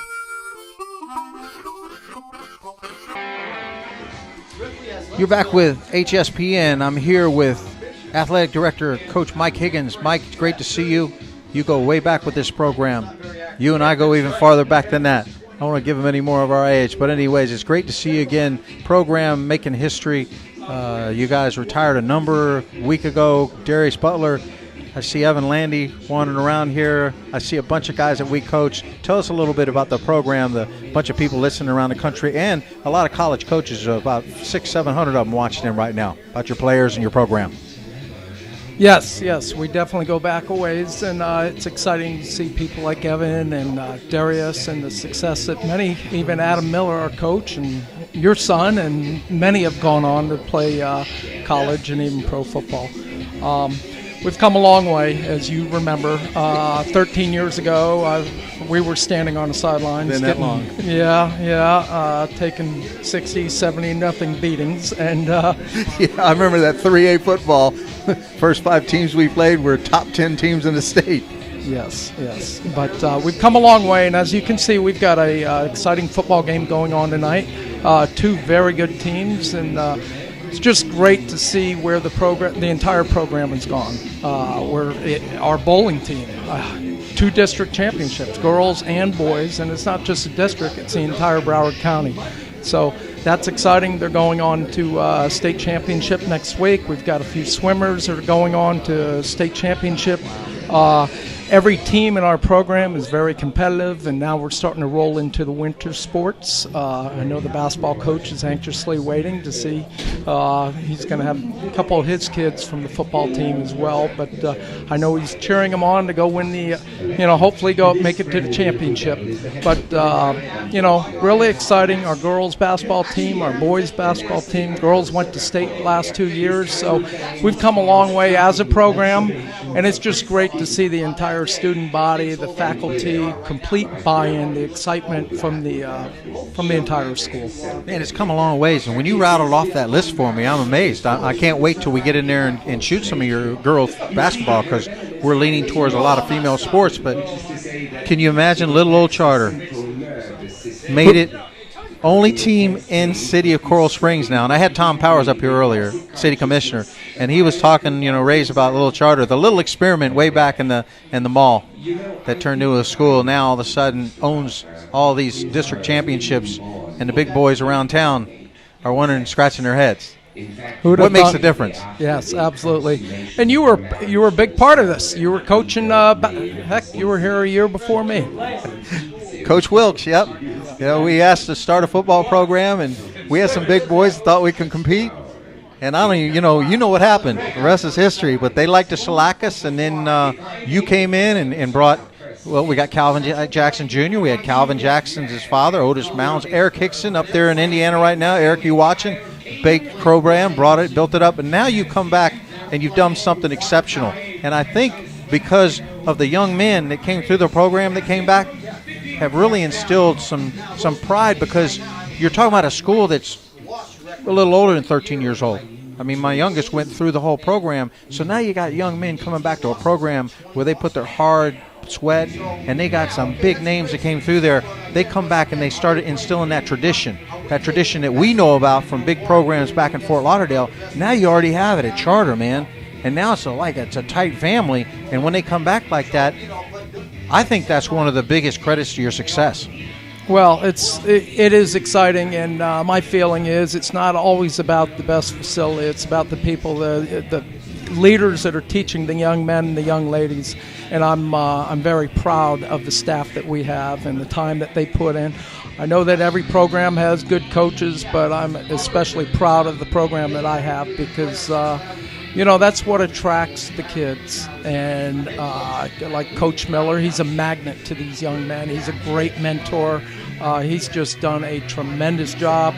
And I could go on and on with all our programs. And it's exciting, because that's what I look for. I look for those coaches that they have that it factor. And, I've been blessed. Yeah, and we all have in so many ways that you would come back and end up being the athletic director here. And shoot, I'd be up here with a foundation, with seeing our kids that came through a foundation and our academic programs that started at Charter. All of this stuff was incubated at Charter. The academic mentoring that Keeping Dreams Alive Foundation does. You saw earlier, people watching saw Booker T. Washington, the tapes of us. We're down doing the same programs that we implemented 13 years ago at Charter School.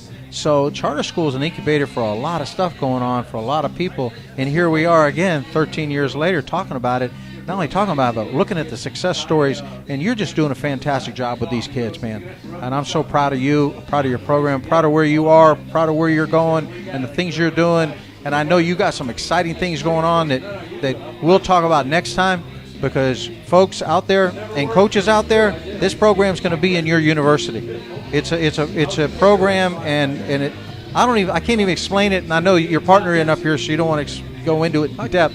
Tell you a little bit. If you want to, introduce it to us briefly, because it is phenomenal. I've heard about it, and I know it works because you were the guinea pig. It worked on you. So some of those things that we learn work on us.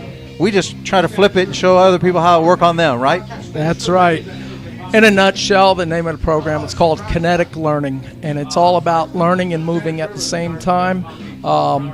Many of your, especially football players, are kinetic style learners, where I know in my own case I couldn't sit still, I couldn't stay focused, and I lost my college baseball scholarship, and I had to find a way for myself to learn. And I found out one day, just walking on a treadmill reading a book, I was able to retain the information, and next thing you know, I hook up. I'm meeting with Dr. Rady, author of Spark and researcher from Harvard, and now we've really taken it to the next level, and we're hoping to mentor and help young athletes develop programs where they can learn SAT, ACT prep, and it's a win-win for the coaches because they're getting in shape at the same time. We're looking forward to teaming up with you and helping you whatever way we can, and I know that with our athletes, student athletes that come through Keeping Dreams Alive Foundation all over the nation, and the ones that are listening to us now, and the coaches that are listening to us now, high school coaches, everybody can use that. Because there's a lot of coaches and people that run around, bunching around with the kinetic energy that you had, and this is phenomenal. This is state-of-the-art. Guys out on TV who's watching us right now, this is brand new. And you're going to hit it, and you guys are going to hit it big. And I know it's going to be a big success, and I look forward to bringing it into, helping us with our kids as well. Well, I appreciate it, and you can actually go online, take a peek at it. It's kineticlearningacademy.com, and that'll give you a brief idea of what we're doing. We've teamed up with Project Courage, and there's a lot going on, and I'll be able to maybe explain a little bit more in weeks to come. But before we cut off here, I just wanted to thank you for the great job and everything you're doing for not only Broward County, but all South Florida and the entire country. It's just amazing. I know where you were 13 years ago, and to see where you and your boys, and it's just amazing. One big family. We keep growing, and we keep showing the love. Michael, thanks for coming up, man. What an incredible job. I look forward to working with you later. And folks out there, this is Mike Higgins, Coach Mike Higgins as well, Coral Springs Charter School, Coral Springs, Florida, one of the best athletic directors in Broward County and around the state. Well, I've had a great mentor, and that's Coach George Smith from St. Thomas, and we still talk today. I know he's got some stories about me, but if you ever hear them, don't believe half of them. They're not true. But thank you again, and God bless. And we'll see George this next week as they play the Colonels down there in Colonel Country. Thank you, Mike, for being with us. Take care. This is Glenn Stout with Ryan Stout. You're watching HSPN High School Primetime. Panthers against the Rams.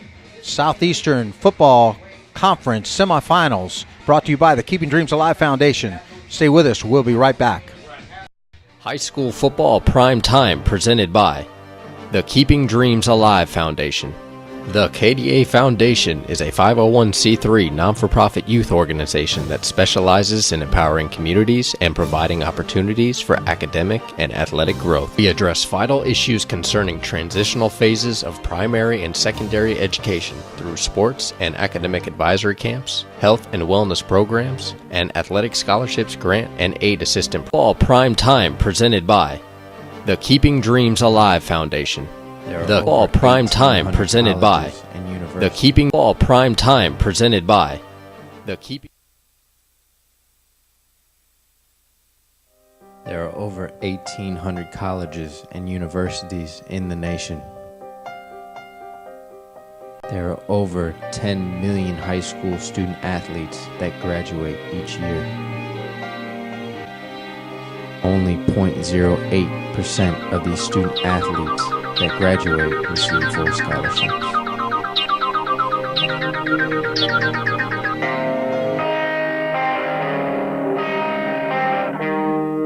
We're here, we got your back. And you can go back and get your college degree and come back and help us, man. It all started with a dream. And now it's up to us to keep it alive.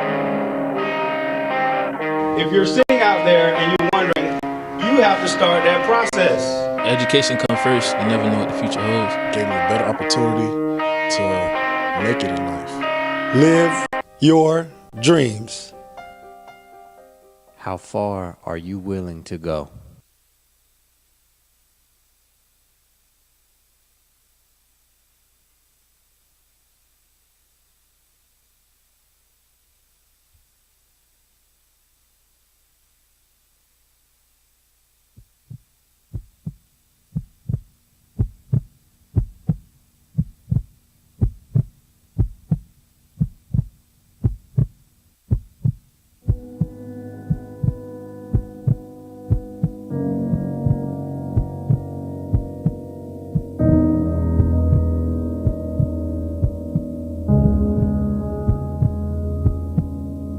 I train every day for these moments.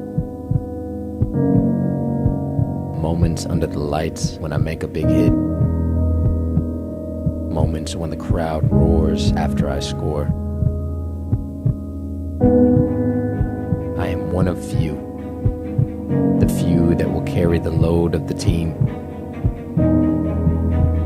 The few that separate themselves from the weak. The few that sacrifice everything to be the greatest. I am not common. I am not ordinary. I am within a group of people considered to be the best.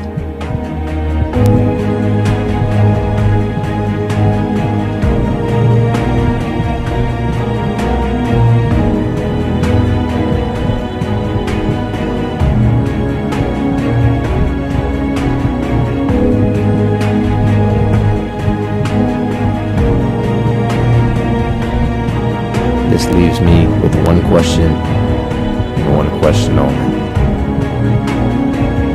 Are you among the elite? Here is your chance to prove yourself.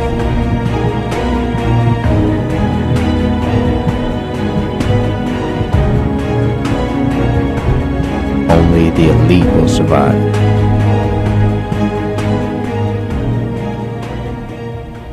Tremendous job. You know, y'all keep it up, man. The kids are very appreciative of you guys. The changes I've seen have been extremely positive. KDA has helped my boys establish exactly what direction they want to go in, and what it takes to actually be a student athlete both on and off. It's made a big difference. It's also made a big difference to me because I've also learned a lot of things that I didn't know as far as getting the boys into school, the whole scholarship and financial aid part of it.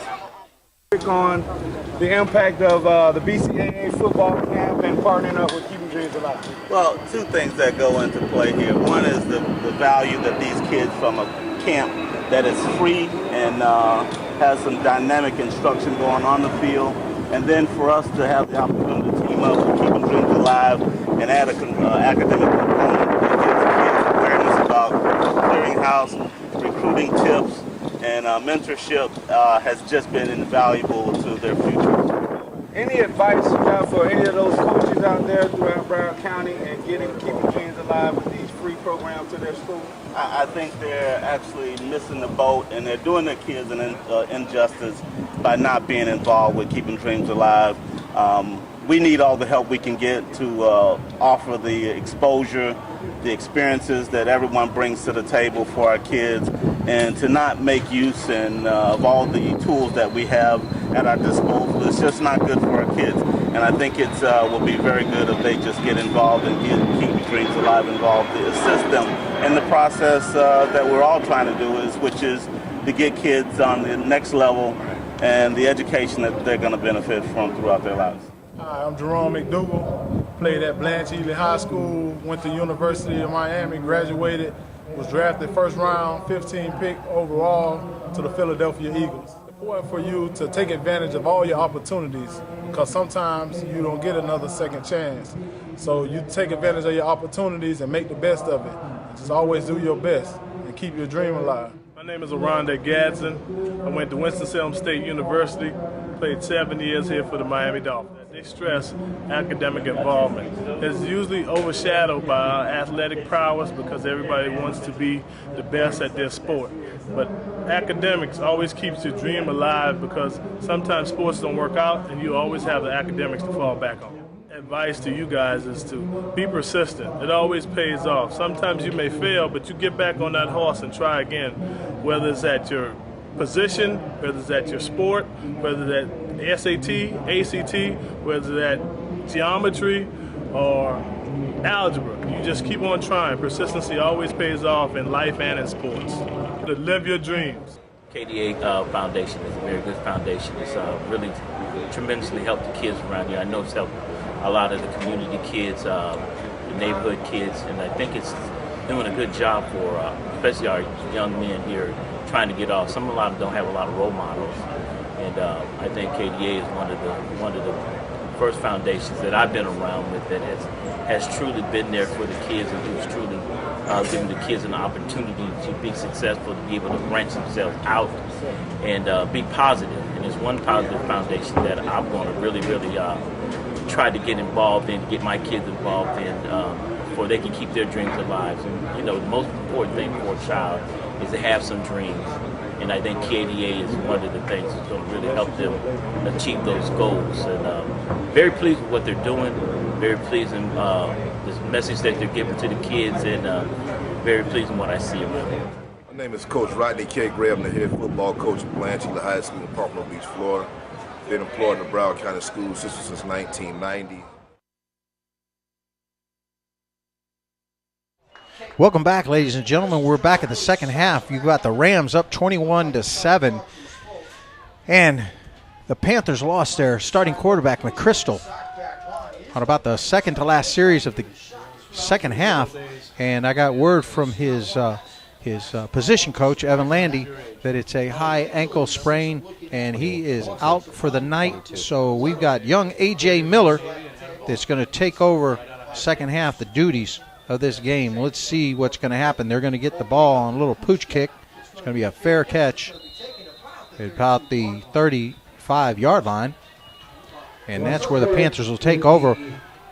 I want to give a quick shout out to all of our sponsors that are streaming us live tonight. Tommy Jackson, Florida, Gridiron Preps, great company looking out for the kids. We've got South Florida High School Sports.tv, South Florida Sports Network. Manny streaming us live as well. And we've got Florida High School Football, Josh, up there doing it as well. Thank you guys, and thank you fans for tuning in from those locations. First down, Panthers, out at the 35-yard line. A.J. Miller. It may not be A.J. Miller in there. It looks like they changed quarterbacks. And it's timeout Panthers, and so nope, that's not A.J. Miller. They've got a new quarterback in there. We're trying to check the number. Does it look like number 10? David Mazzola under center now, starting the second half here. Looks like Mazzola. Number 12. Mazzola, number 12. That's a defensive player. He's on the roster as an athlete, and we'll see what Mazzola can do with it. Again, thank you, fellas. Florida Gridiron Preps, Florida High School Football, and South Florida Sports Network.tv. All of your fans out there, great companies doing it for the kids. Well, Mazzola brings it up, first down, 35-yard line. Panthers with the ball. Important series right here, Ryan. See what Mazzola can do. He's going to give the ball. Nope, he's going to keep it. No, he did give it off. He'll give it up, and yes, very important series for the Panthers coming back in from halftime. And that halftime report was brought to you by the NCRA Sports Network. Well, it brings up second and short, about 3 yards. Great interview at halftime. Hope you stayed with us. Athletic director for the Panthers, Mike Higgins, been with the program a long time. We go back a ways as well. And it's just exciting to see these young men that we mentored now coaching. Looks like the Panthers on the right side, there's movement. And I'm not sure how much Mazzola has played quarterback this year. I'm not sure, but coming in as a sophomore, A.J. Miller had a couple snaps in the first half. I'm not sure they are confident in A.J. coming in right now. Put a veteran in there. Hadn't taken too many snaps at quarterback, but Mazzola is an athlete, and he's going to get the job done. And as you can see right there, takes it about 7 yards on the play. Yeah, very close to the first down. Tough run. Most important thing they got to do is they've got to get some points on the board and ball control. So, tall order for Mazzola, yes. Can he get it done? Probably. He's an athlete. And excuse me, I was wrong. I said veteran as if he was an upperclassman. Mazzola is also a sophomore. Oh, man. I love to see that. Well, it brings up about third and a yard. 44-yard line. They're going to measure. See how close it is. most important thing they can do is keep the Rams off the field. The Rams get the ball, they are definitely going to score. The defense is going to have to step this up. You know, we've got still third and a fourth quarter. This first series, Panthers have the ball, is really going to be a tell-all on how the end of the game is going to run, because if they don't get some points on the board, it's going to be a long night for the Panthers, and they may be regrouping. But we're going to see. It's about third down and 1 yard. We called it earlier, and it is still third down and 1. Yes, this is huge for the Panthers, and hopefully Coach Miller put something in their ear during halftime to get them motivated. No, they lost their quarterback, but that can't stop this team. No, we'll see how they rally about this sophomore, Vizzola. He's actually getting a play from the sidelines, and so he must be back, played back there. He's looking to his left, and looks like he's going to run with it. Nobody's going to throw it over his shoulder. He throws it up, and it's overthrown, but it's almost caught. Dangerous throw, bring up fourth down and 1 yard. And on third down, I believe they took it way too far down the field. I believe they sent him down the field to clear a path for Vizzolo to gain that 1 yard. Yeah. Well, a young man coming in, that's a fourth down and 1. They're going to punt, and wisely so, but I don't know. You know, it's a tough call because you've got such young athletes, but, you know, you got fourth down and it's about a yard left on the ball. Someone's going to call timeout here. Looks like the Rams call timeout. They're not sure what they're going to do. As they take a quick timeout, we too will take a timeout. Stay with us, folks. This is high school primetime Thursday night. Southeastern Football Conference semifinal against the Rams and the Panthers. This is HSPN presented by Keeping Dreams Alive Foundation. Stay with us. You're watching high school football on HSPN.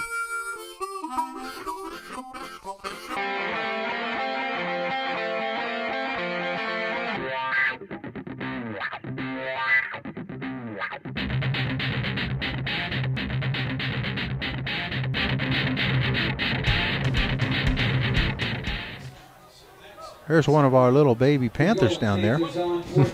I'm not sure who she is, but Panthers are going to punt the ball. And correct me if I'm wrong, I see Calvin Jackson also on the sideline with Joe. And I see Joe walking around. I believe I looked down, I see some tape on his ankle. So you never know, folks. We might get to see Joe. Well, it'd be interesting to see. He is the leader of this team. He's got over 2,000 yards, or under 2,000 yards passing. He's a major force in the running game, and Joe is, you know, he's a senior, so this is it.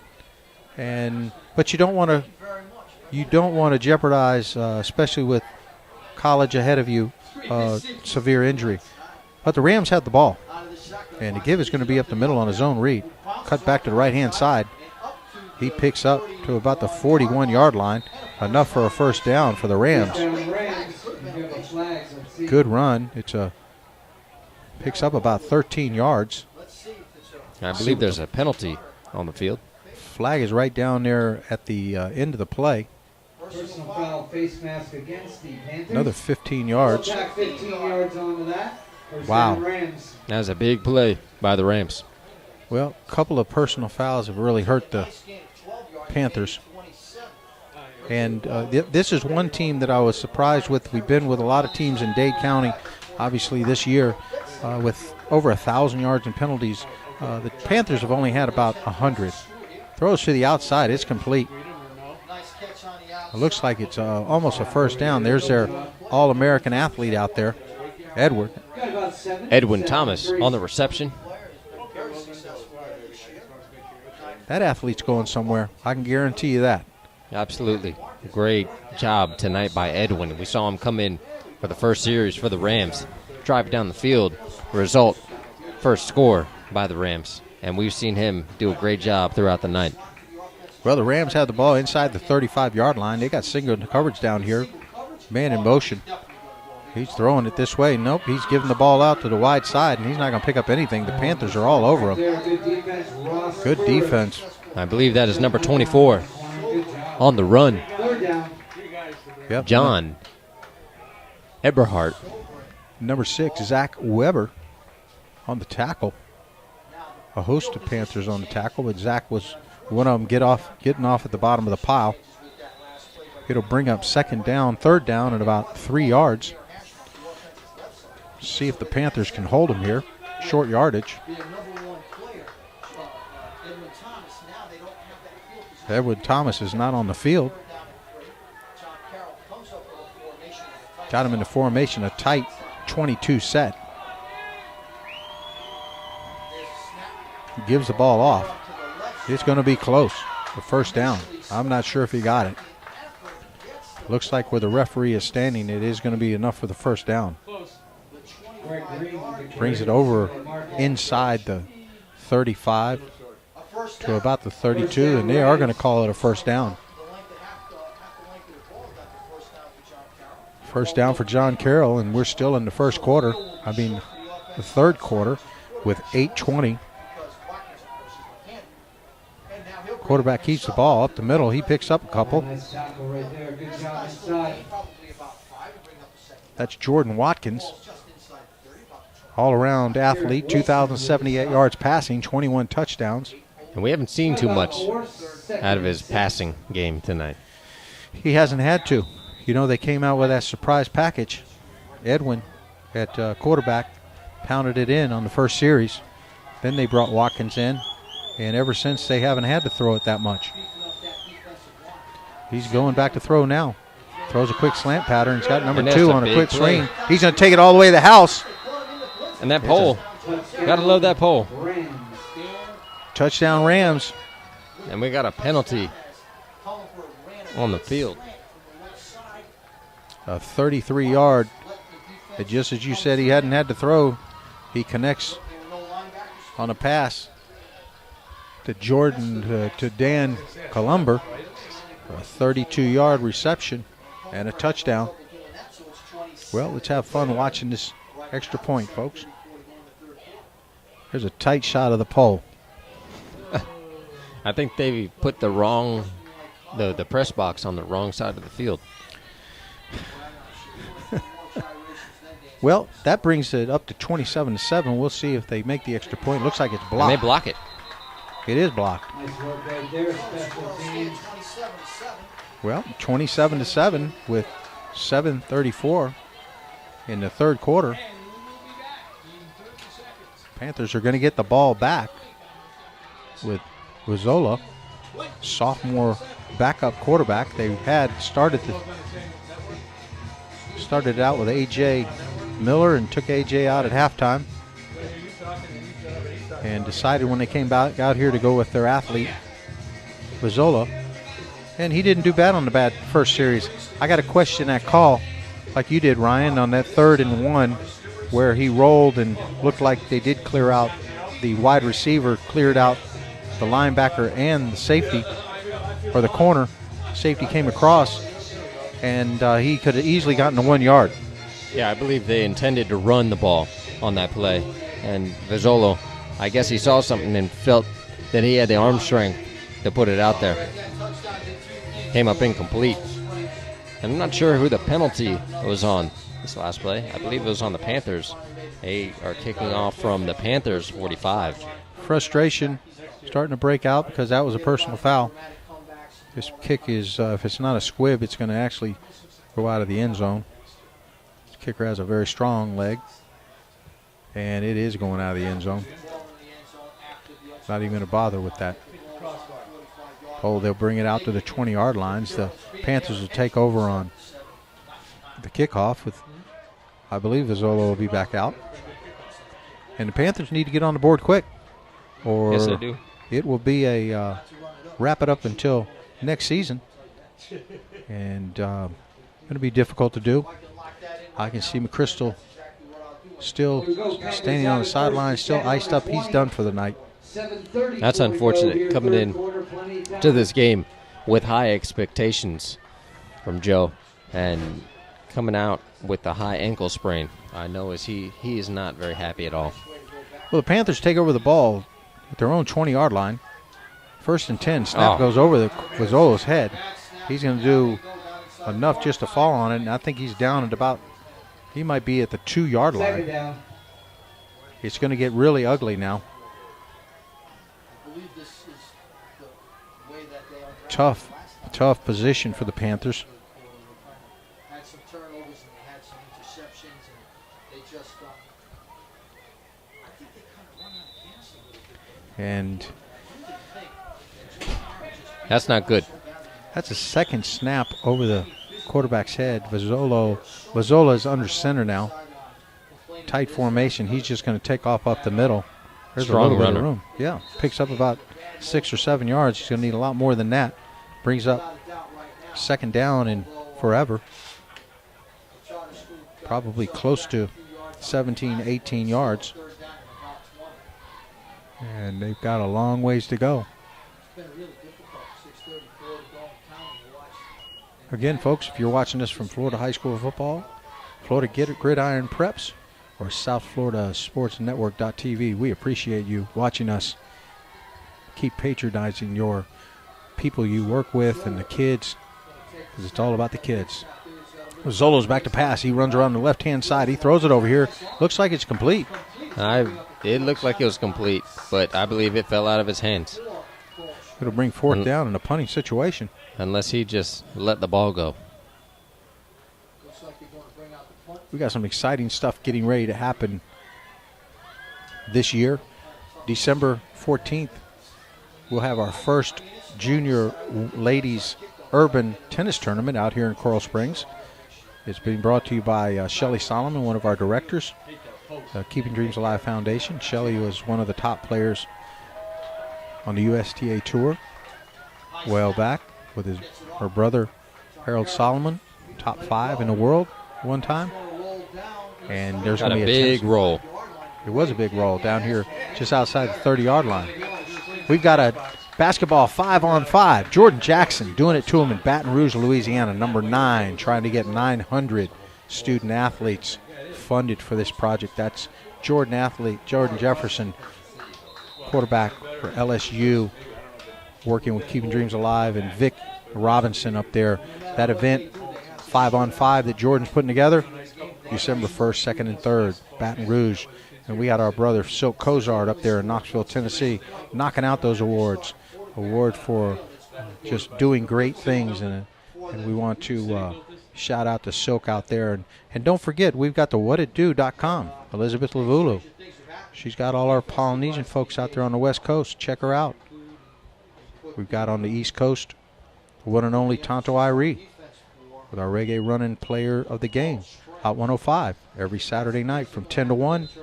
And we've got a concert coming up April 5th, all benefiting the Keeping Dreams Alive Foundation. Yeah, folks, those are our brands for our kids. Sounds like we got a lot going on. We do, and we need a lot more going on. And if you want to volunteer for any of our organizations, there's a volunteer button right on there, folks. KDAfoundation.org. Hit that volunteer button. We will sign you right up. Back to live action. Rams got the ball, 33-yard line. Quarterback's going to throw the ball. He's rolling to this side. And he's going to just try to get out of bounds before he gets hit hard. And he may get a face mask, but the 41 makes the tackle. And there is no 41 on the roster. Yep, they snuck that one on us, didn't they, Ryan? Well, it looks like the Rams are going to be making it to FAU Stadium for a championship. They're up by 20 points. Third quarter. Panthers have a sophomore quarterback, gives up the middle of zone read. He's going to pick up big yardage, and you know who that is. Oh, yes. That's the athlete. Now, I believe that's number 5 on the run. Okay, it is. Fresh legs. That is Daryl Norwood on the run. Norwood's got some legs, too. They are loaded. They are loaded. Keeping the clock running. Norwood and Watkins right there. Looks like they'll be playing the championship at FAU.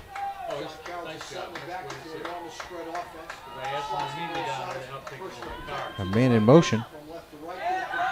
Gives a Norwood up the middle again. Big They hole. got another big run by Norwood, taking it to the Panthers. And I don't know, down by 20 points. Can the Panthers in the third quarter, do they have a chance? Well, it's going to be very tough, Ryan, obviously. Quarterback is the general. You know that. You were one.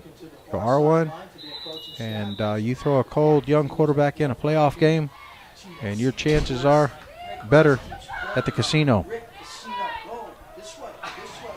There's a reason you got a starting quarterback. First down and 10. He's going to throw a screen, split screen, coming back into the middle. Nice block out there. That was number 4, Edwin, got it. Trying to break one long. And they're lining right back up. And I want to say that's probably the 6th time they've run that play. And it's been successful every single time. 1 end result touchdown. It picked up about 5 yards. It'll bring up 2nd down and 5. Coming inside the third quarter. Got 22 set with man in motion. The give is up the middle on a zone read. And that's Norwood again on the carry. Picks up a couple, brings it up 3rd down and about 3 yards. And the Rams keep that clock running. Scoring update for you, Bengals 3, Dolphins 6. Yes, they do.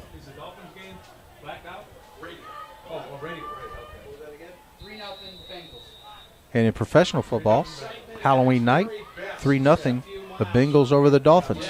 Thank you to Rick Covell down there on the end. Well, Rams bring it up, 3rd down and 3. Low snap, throwing it out there to Edwin again. This time he's going to be corralled out there, Ryan. They didn't get away with that one this time. No, they didn't. You know, you run it enough. Hopefully the Panthers, they finally figured it out, how to defend it, and they tore them up on that one. First one tonight that they actually stopped. No, actually, no. Bring up 4th down and 4, and the Rams are going to obviously go for it and keep the clock running. They've slowed everything down to run this thing out. Going to take it to the sideline. Actually, they're going to punt. I don't know if I guess you can punt it away. You've got a sophomore quarterback going back in. Panthers are lined up like they're going to try to block this punt. They're going for a return. It's kicked off the side of his foot, and my goodness. It goes out of bounds. It doesn't even a 5-yard punt. He didn't get it past the yard marker. That wasn't the best kick we've seen all season. Well, you know what? If they can pop a quick one in there, get a little momentum, Ryan, and Vizzola do something with it, who knows? That's all it takes. You know, the Panthers, they need a little spark. I mean, yeah, they're down by 20 points, but it's really only 2 scores away. We're just heading out of the third quarter, heading into the fourth. Got plenty of time. Unfortunately, they've been controlling the clock most of the game with their running game, but we'll see what the Panthers can do.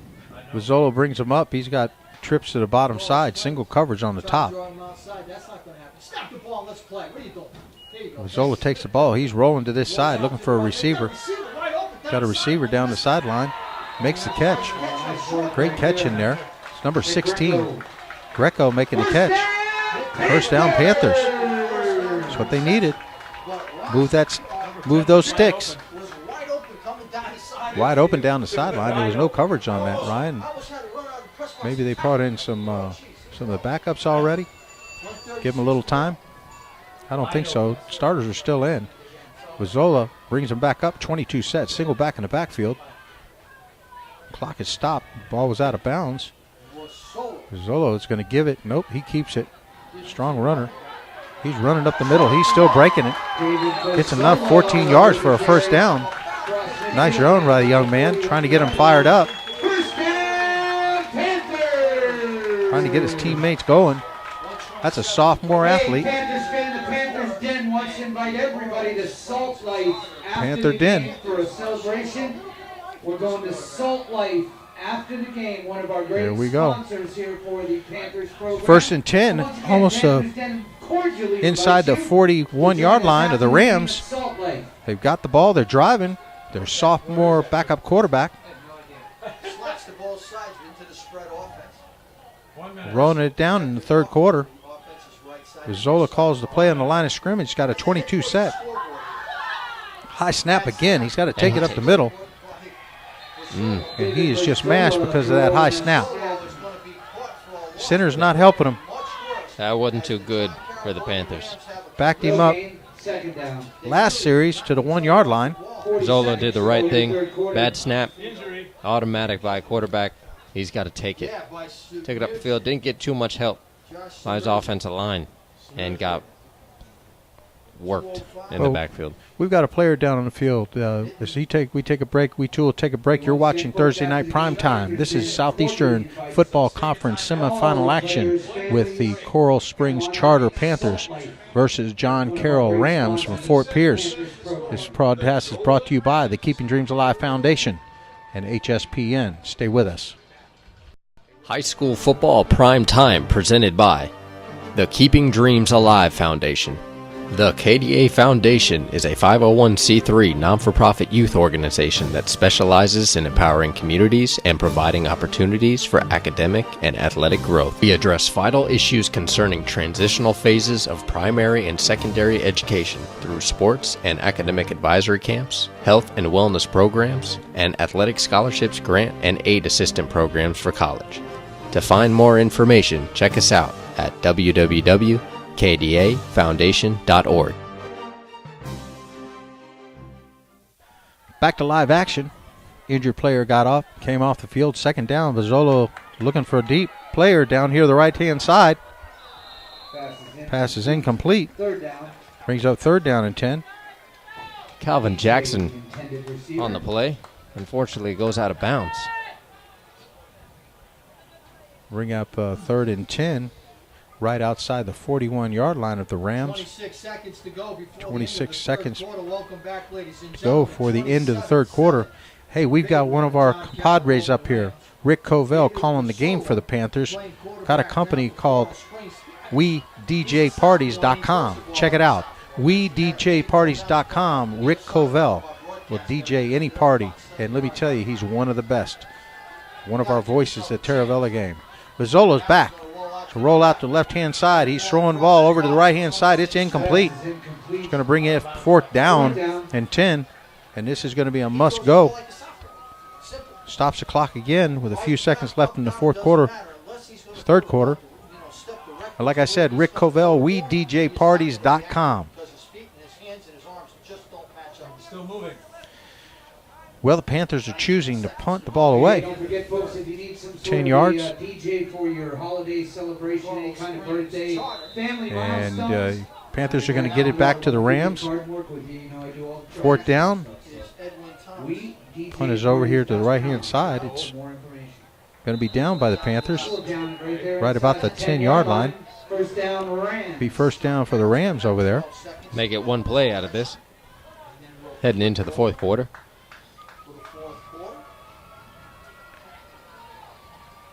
Well, the Rams have looked impressive tonight.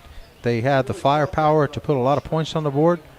They're not done. We've got another quarter left. They've already put 27 points on the board, but they average almost 50 points a game, so they're not finished yet. They take over the ball, may get one play out of this, like you said, Ryan, and then they'll move it down to the other end of the field. They pick up about 3 yards. That is going to be the last play of the third quarter. Folks, this is Southeastern Football Conference semifinal championship football. We are rolling into the fourth quarter. Stay with us. Let's see who's going to take it over to FAU. We've got the Panthers versus the Rams from Fort Pierce. You're watching high school football on HSPN.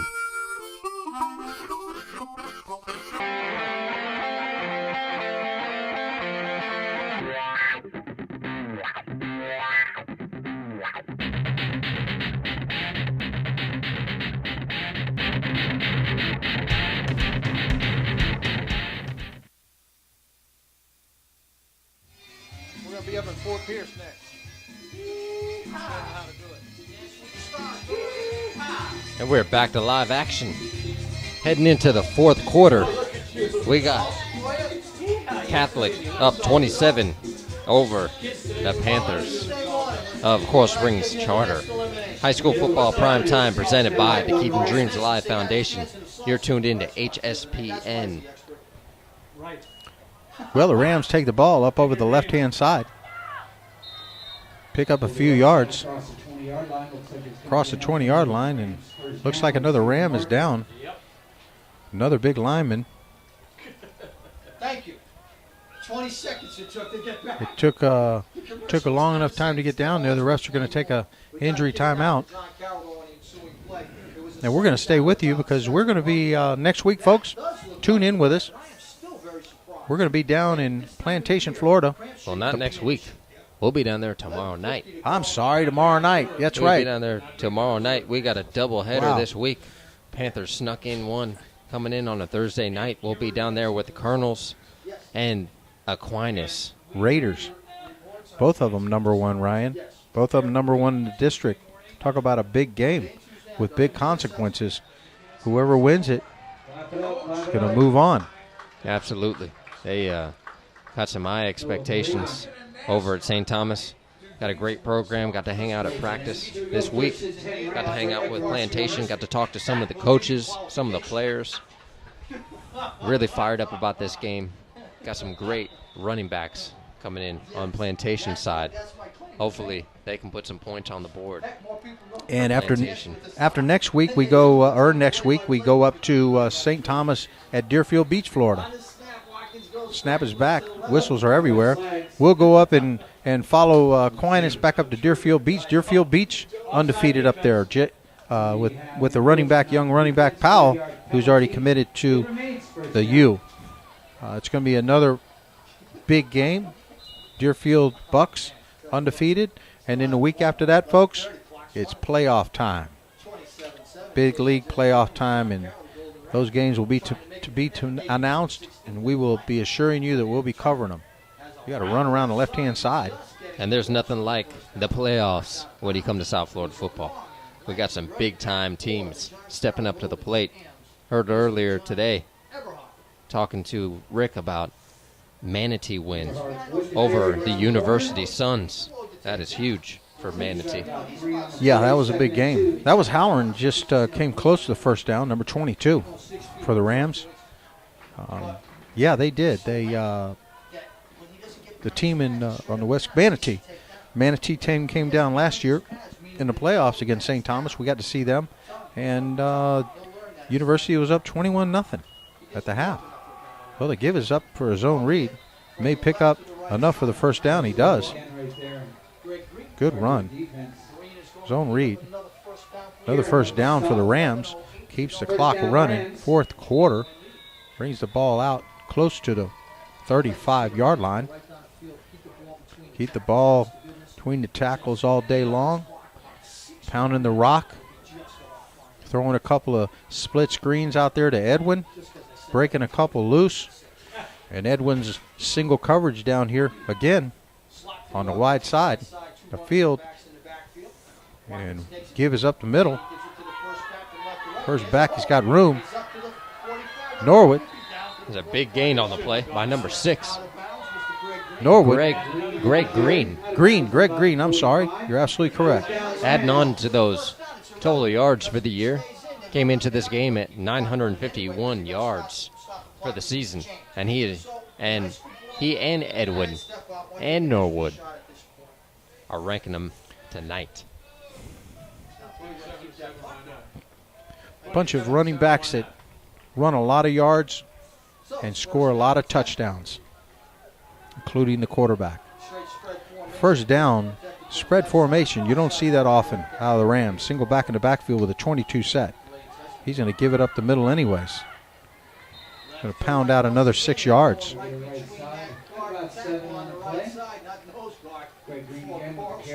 Pounding the rock now.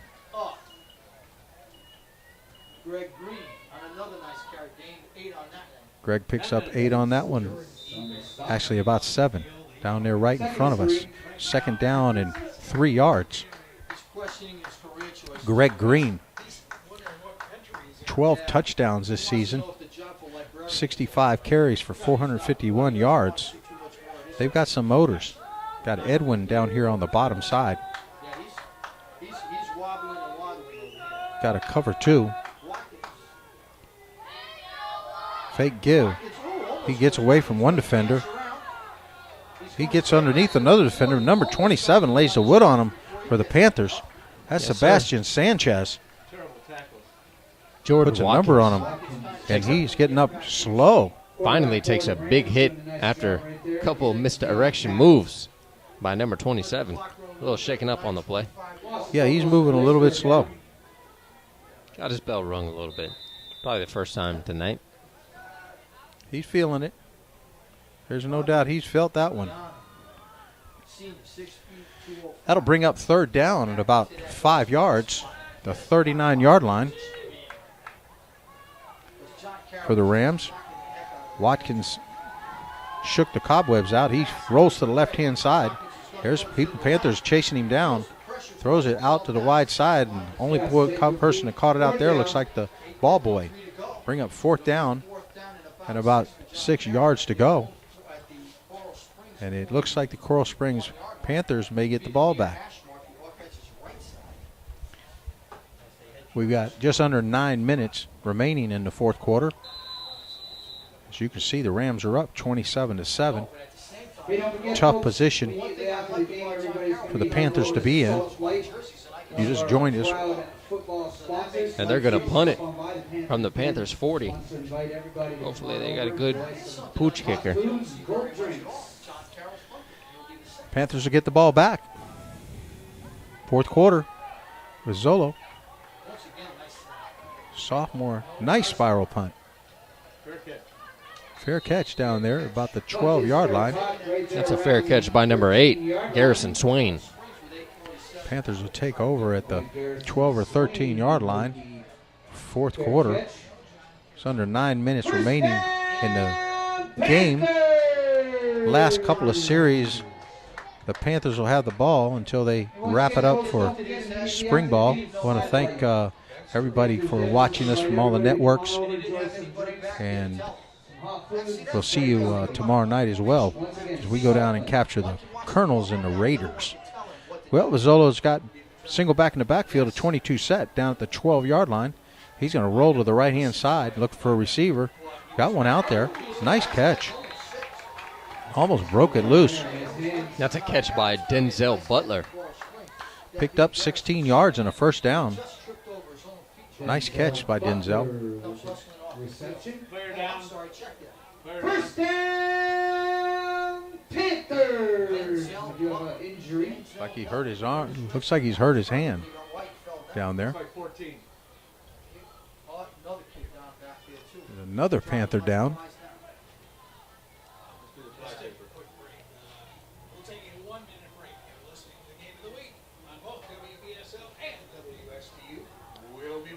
Well, we'll take a break. We've got a couple of injured Panther players. So we take a break. Come back with us. This is Keeping Dreams Alive Foundation bringing you Hspn primetime Thursday night football. Stay with us. High school football prime time presented by the Keeping Dreams Alive Foundation. The KDA Foundation is a 501c3 non-for-profit youth organization that specializes in empowering communities and providing opportunities for academic and athletic growth. We address vital issues concerning transitional phases of primary and secondary education through sports and academic advisory camps, health and wellness programs, and athletic scholarships, grant, and aid assistant programs for college. To find more information, check us out at www.kdafoundation.org.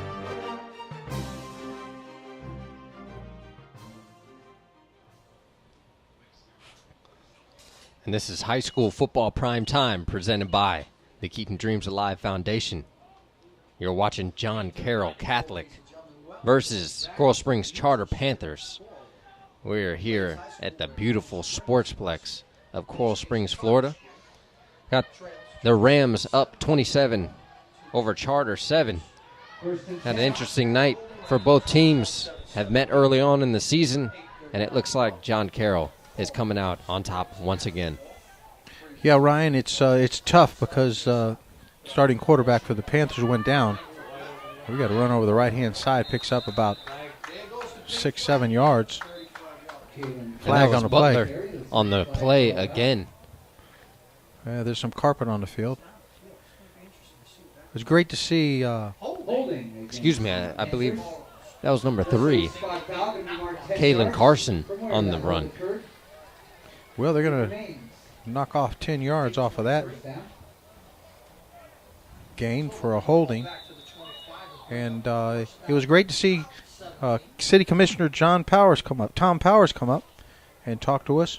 And also this halftime got a chance to talk to athletic director from the Panthers, Mike Higgins. Panthers had the ball first and 16. And Rizzolo is going to take it on an option. He's going to be dropped down for about a 2-3 yard gain. He's going to bring up second down at about 13 or 14 yard line. Be a long ways. It is a long ways. Hey, if you're not familiar, folks, Salt Lake is located at started out 14-7. Starting quarterback for the Panthers went down with an upper ankle injury, Joe McChrystal. Joe has thrown for 1,592 yards this season, and he's also rushed for 729. So when you take him out of the game, certainly an impact player, you've taken 99.9% of your offense off the field. You got a young quarterback in here, Vizzola. Second down and forever. He's going to throw it deep down the field. And he goes overthrown. And he goes out of bounds. It's overthrown. It'll stop the clock. 7-12. The distance is going to be consistent because it's as far as he can throw it every time. Go back, count to 2, and let it go. Rams have this one. They will be able to play for the Southeastern Football Conference Championship next week up at FAU. Trips to the bottom side, single coverage. Vizzolo's looking over here to the left. Nope. Faked you out. Faked me out and the camera. He does a Favre. And he's going the distance. He may take it to the house. It's going 10-5. Touchdown. And that is a great job by Vizzolo. Vizzolo's down there with him. Broke down under pressure. Came up and did an option pass about 5 yards to Swain. And Swain took it the distance. Wow. Swain's Talk got about some speed. I was going to say, he's got some legs on him, doesn't he? Faked out the cameraman, too.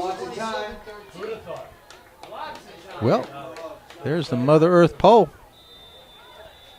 Wow. That was quick. That was really quick, and that was definitely what the Panthers needed right now. Being in the fourth quarter, just over 6 minutes left in the game.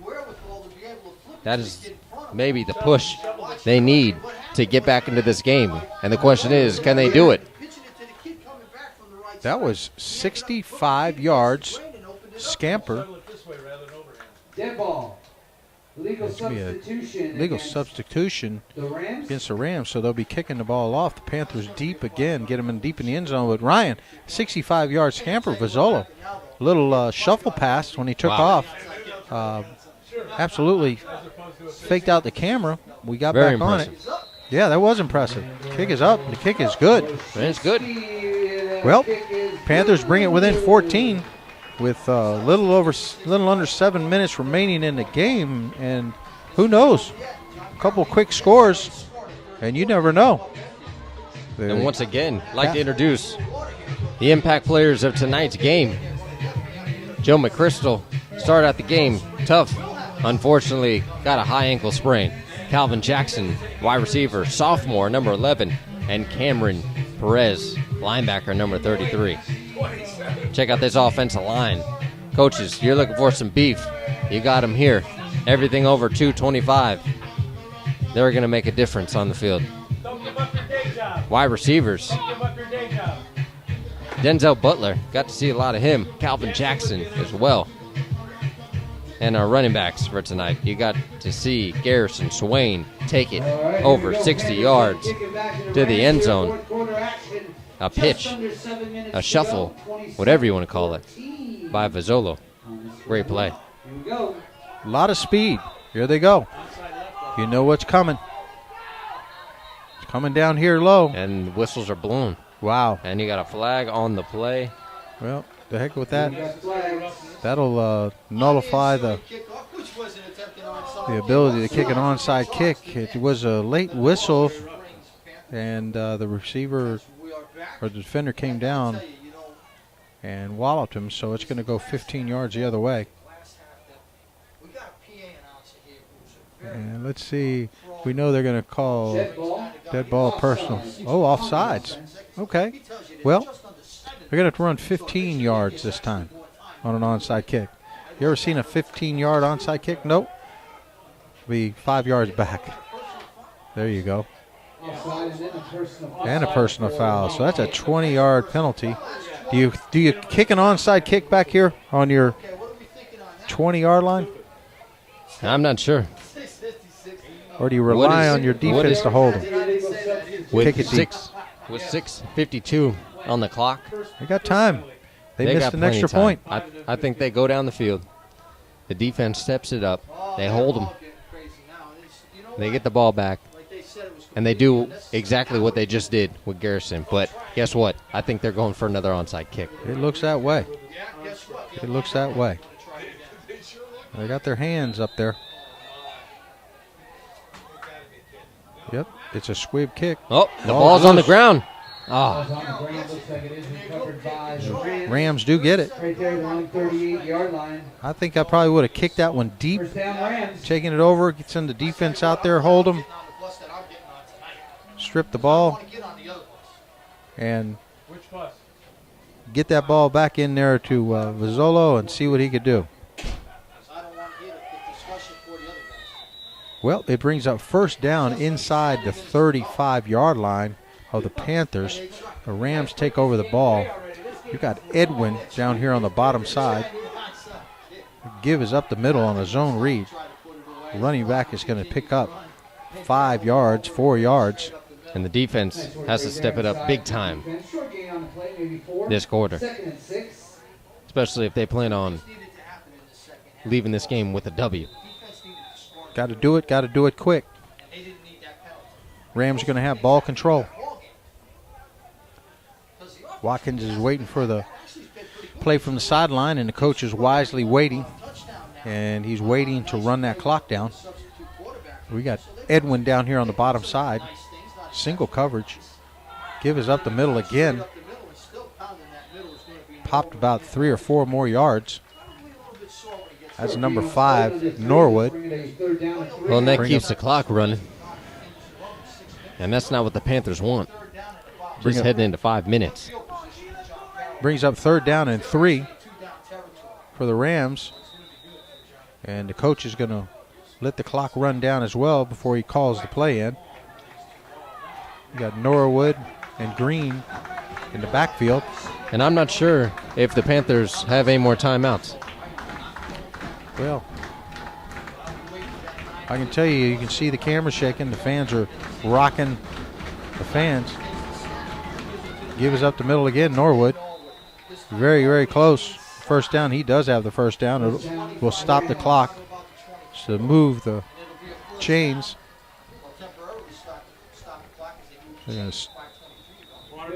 Official timeout for water. That's a break for the Panthers. As they take a break, we too will take a break. Probably one of our last breaks of the night, folks. You're watching High School Primetime on Thursday Night Sports, presented by Keeping Dreams Alive Foundation. This is HSPN. Stay with us. This timeout was brought to you by the Coral Springs Spine and Nerve Center, providing superior health and balance through chiropractic. At Coral Springs Spine and Nerve, we focus on the cause of the issue and not the resulting factor. We meet all of our patients' expectations and beyond. Here, you're not a patient, you're family. www.coralspringsspineandnerve.com. High School Game Day brought to you by HSPN, High School Production Network. The High School Production Network is the #1 high school sports broadcast network in the nation, bringing you high school sports and events by the high school student for the high school student. HSBN is in place to provide internships for all high school students that have a passion for broadcasting. HSBN is providing opportunities for students to use their passion to not only pursue a great college education, but to endure real-life experiences through a viable... Back to live action. First down. Rams have it. Ball control. Give the ball up the middle to Norwood again. Going to keep that ball on the ground. Picks up another 5 yards. Second down and 5 yards after they unpile the players. They are content with running this clock out. Well, it gave Panthers a little time to regroup, put together something, maybe to stop this Rams offense from pounding it up the middle over and over again. You got Edwin, you got Norwood, you got Green. They can reload over and over again, and they've done it all night, and they've been very successful.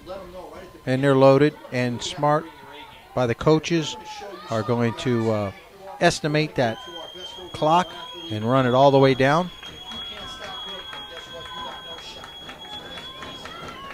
Ball is going to be given again. This time Greg, he's going to be caught for a loss over there of about 3 yards. Greg Green on the carry. And that brings up about 3rd down and 8. Coming inside of 4 minutes. And that clock never looks good for the Panthers right now. Nope. It's looking more and more like the Rams are going to be heading back to Fort Pierce with a victory and coming back down to South Florida, Boca Raton, to play the championship game at FAU's beautiful brand new stadium. 3rd down and 8 yards. You've got Watkins, Norwood, and Green in the backfield. Edwin down here on the bottom side. Single coverage. And he's looking over here to Edwin. He's going to the corner of the end zone. Can he do it? And he catches it. Caught. It's a touchdown. Edwin catches it in the corner. What a fantastic catch. Fantastic throw by Watkins. Puts this baby away. And what do we say? Single coverage on Edwin on the bottom side. 3rd down and 8. Throws it. Makes it look easy. Catches it. That's an athlete, folks, that you will see on Saturday afternoon. Edwin Thomas. Senior and it's athlete. Blocked. They haven't had a good experience at all tonight on both sides of the ball with special teams. Well, it's another block by the Panthers, but it's not going to make a much difference now. The Rams are 33, and the Panthers are 14. That one put the icing on the cake. Another fantastic play by the big-time athlete, Watson, to Edwin Thomas. And that just might call it a night for the I Coral think so. Springs Charter Panthers. Had a great season so far, and it might be coming to an end. Yep. First one we've been able to cover for the Panthers. Kind of a homecoming tonight. Very proud of those young men down there. Adam Miller, Marcus Tribble, Evan Landy, the whole crew. Very proud of them. They are a product of Panthers, and they all played college football, and they all got their degrees. And they're all come back to their hometown, and they're giving back. That is the Keeping Dreams Alive Foundation formula. Our only payback is you come back and give back. We're really proud of them. Well, the Rams will begin kicking off again. Big lead. They're going to be going to Boca Raton, playing a championship game. Panthers will be able to regroup, set all kind of records this year, Ryan. And exciting to see them set all those records. There's no fair catch. Well, maybe it was a fair catch. Well, I believe he put the flipper up in the air. Well, might have been a penalty if he took off with it. Panther fans aren't happy, but this game is just about in the bag. It was in the bag about 5 minutes ago. Folks, tomorrow night, again, we're going to be down in Plantation, Florida, doubleheader. Big game. Number 1, Plantation Colonels against number 1 in the district, St. Thomas Aquinas Raiders. So you better get ready. That's going to be a barn burner, big game in Plantation, Florida. A lot riding on that game, and then the following week we cover the Raiders and the Bucks. So the Panthers take over. Will it be their last possession? First down, 37-yard line. They give up the middle, and it hits a wall. No way, Jose. And they got big wall. Sophomore A.J. Miller in to finish up the season for the Panthers. Got to see a little bit of him right before halftime after McChrystal went down. Let's see if he can put anything on the board for the Panthers. 56, Zach Vasquez. 54, Robert Sanchez on the tackle. Second down and 8. AJ's back in the game. He's got 22 set. He's going to look and throw it here to the left-hand side. It's going to be picked off. This is going to the house. Down to the 20, the 10. Touchdown. Rams. Threw it a little soft out there, Ryan. A little bit too much air on the ball. That will that'll give one to number 8, Jake Celancino. That clean uniform, probably his first pick 6 of the season, and I know his coaches are happy. That puts 6 more on the board. They're getting ready to play in a championship game next week, right? Now, what they need to work on if they are playing a championship game now is this special teams. They get that one up. And it looks like it's good. Is good. Well, the Rams average almost 50 points a game. They are on that average. Well, I think we can almost call it tonight. We can. And the Panthers have had quite a season this season. Set all kind of records for the school and the program. And we're excited because it's just building. As you said, a lot of sophomores out there, Ryan, playing. The Rams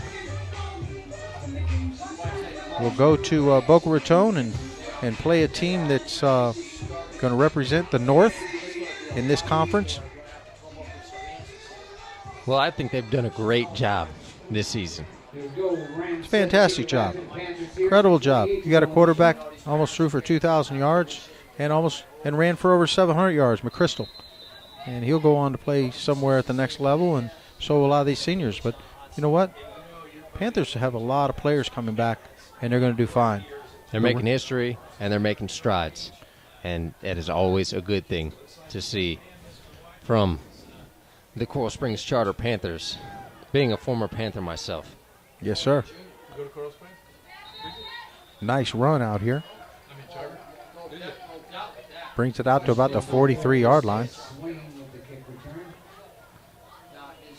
Panthers will take it over probably for the last time tonight.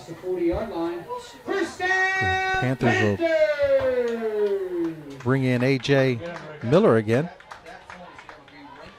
We'll let A.J. finish this season out. Go into spring and see who can take the job. You got 2 sophomores vying for the job, it looks like. Got trips to the bottom side with A.J. back there, single back in the backfield. And see if A.J. puts a little more on the ball. He's going to hand it off. Nice little run to the left-hand side.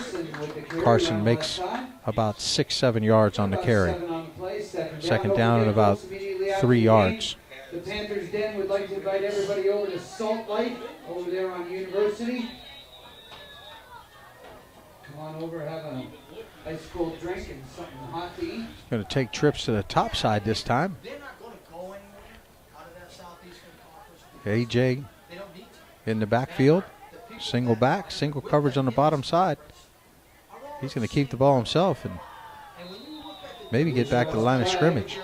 Flag flying again. AJ Miller in that quarterback now with 1:40 to go.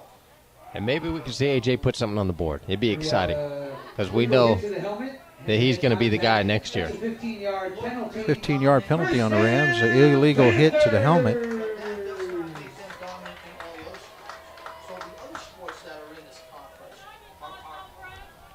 Both teams, not a whole lot of penalties this season. We've been covering some teams, and a lot of them in Dade County that over 1,000 yards in penalties, Ryan. They get physical down there, don't they? Big difference in Broward County and in Dade County. Well, it's going to give the ball up again off the right-hand side. See if he can get back to the line of scrimmage. Carson with the carry. No gain.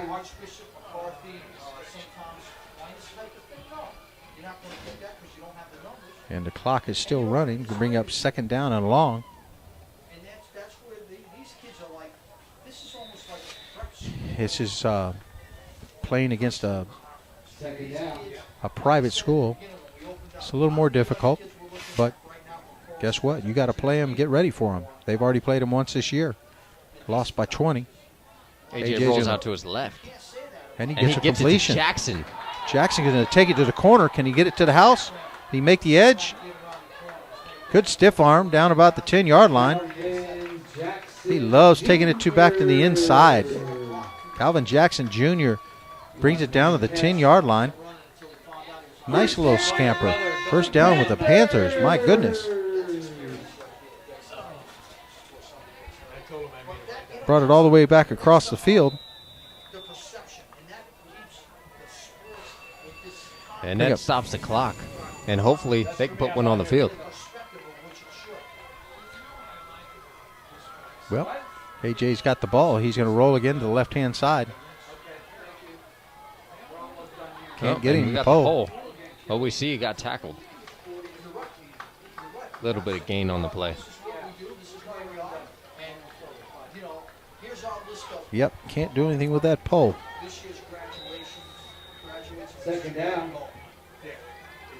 It's not, this is a list of kids that walked across the stage, and this is the number that actually graduated. Brings up second down at about 6 yards. AJ's looking to the left-hand side. He throws it out here over the head of a receiver. Pass is incomplete, and that is the last play of the game. And that's the last play of the game, the Southeastern Conference football semifinal. The Rams take it 40-14. The Panthers made history.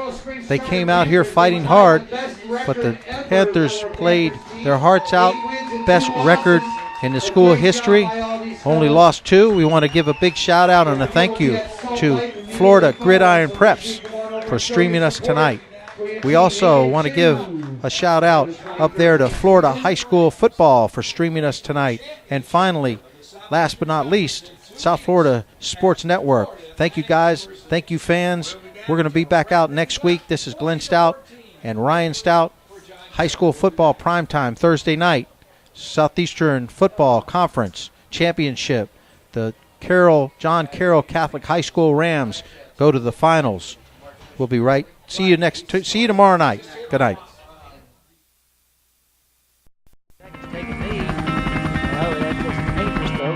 He's going to snap, punt it. He's at the 50, to the 40. He's down his feet.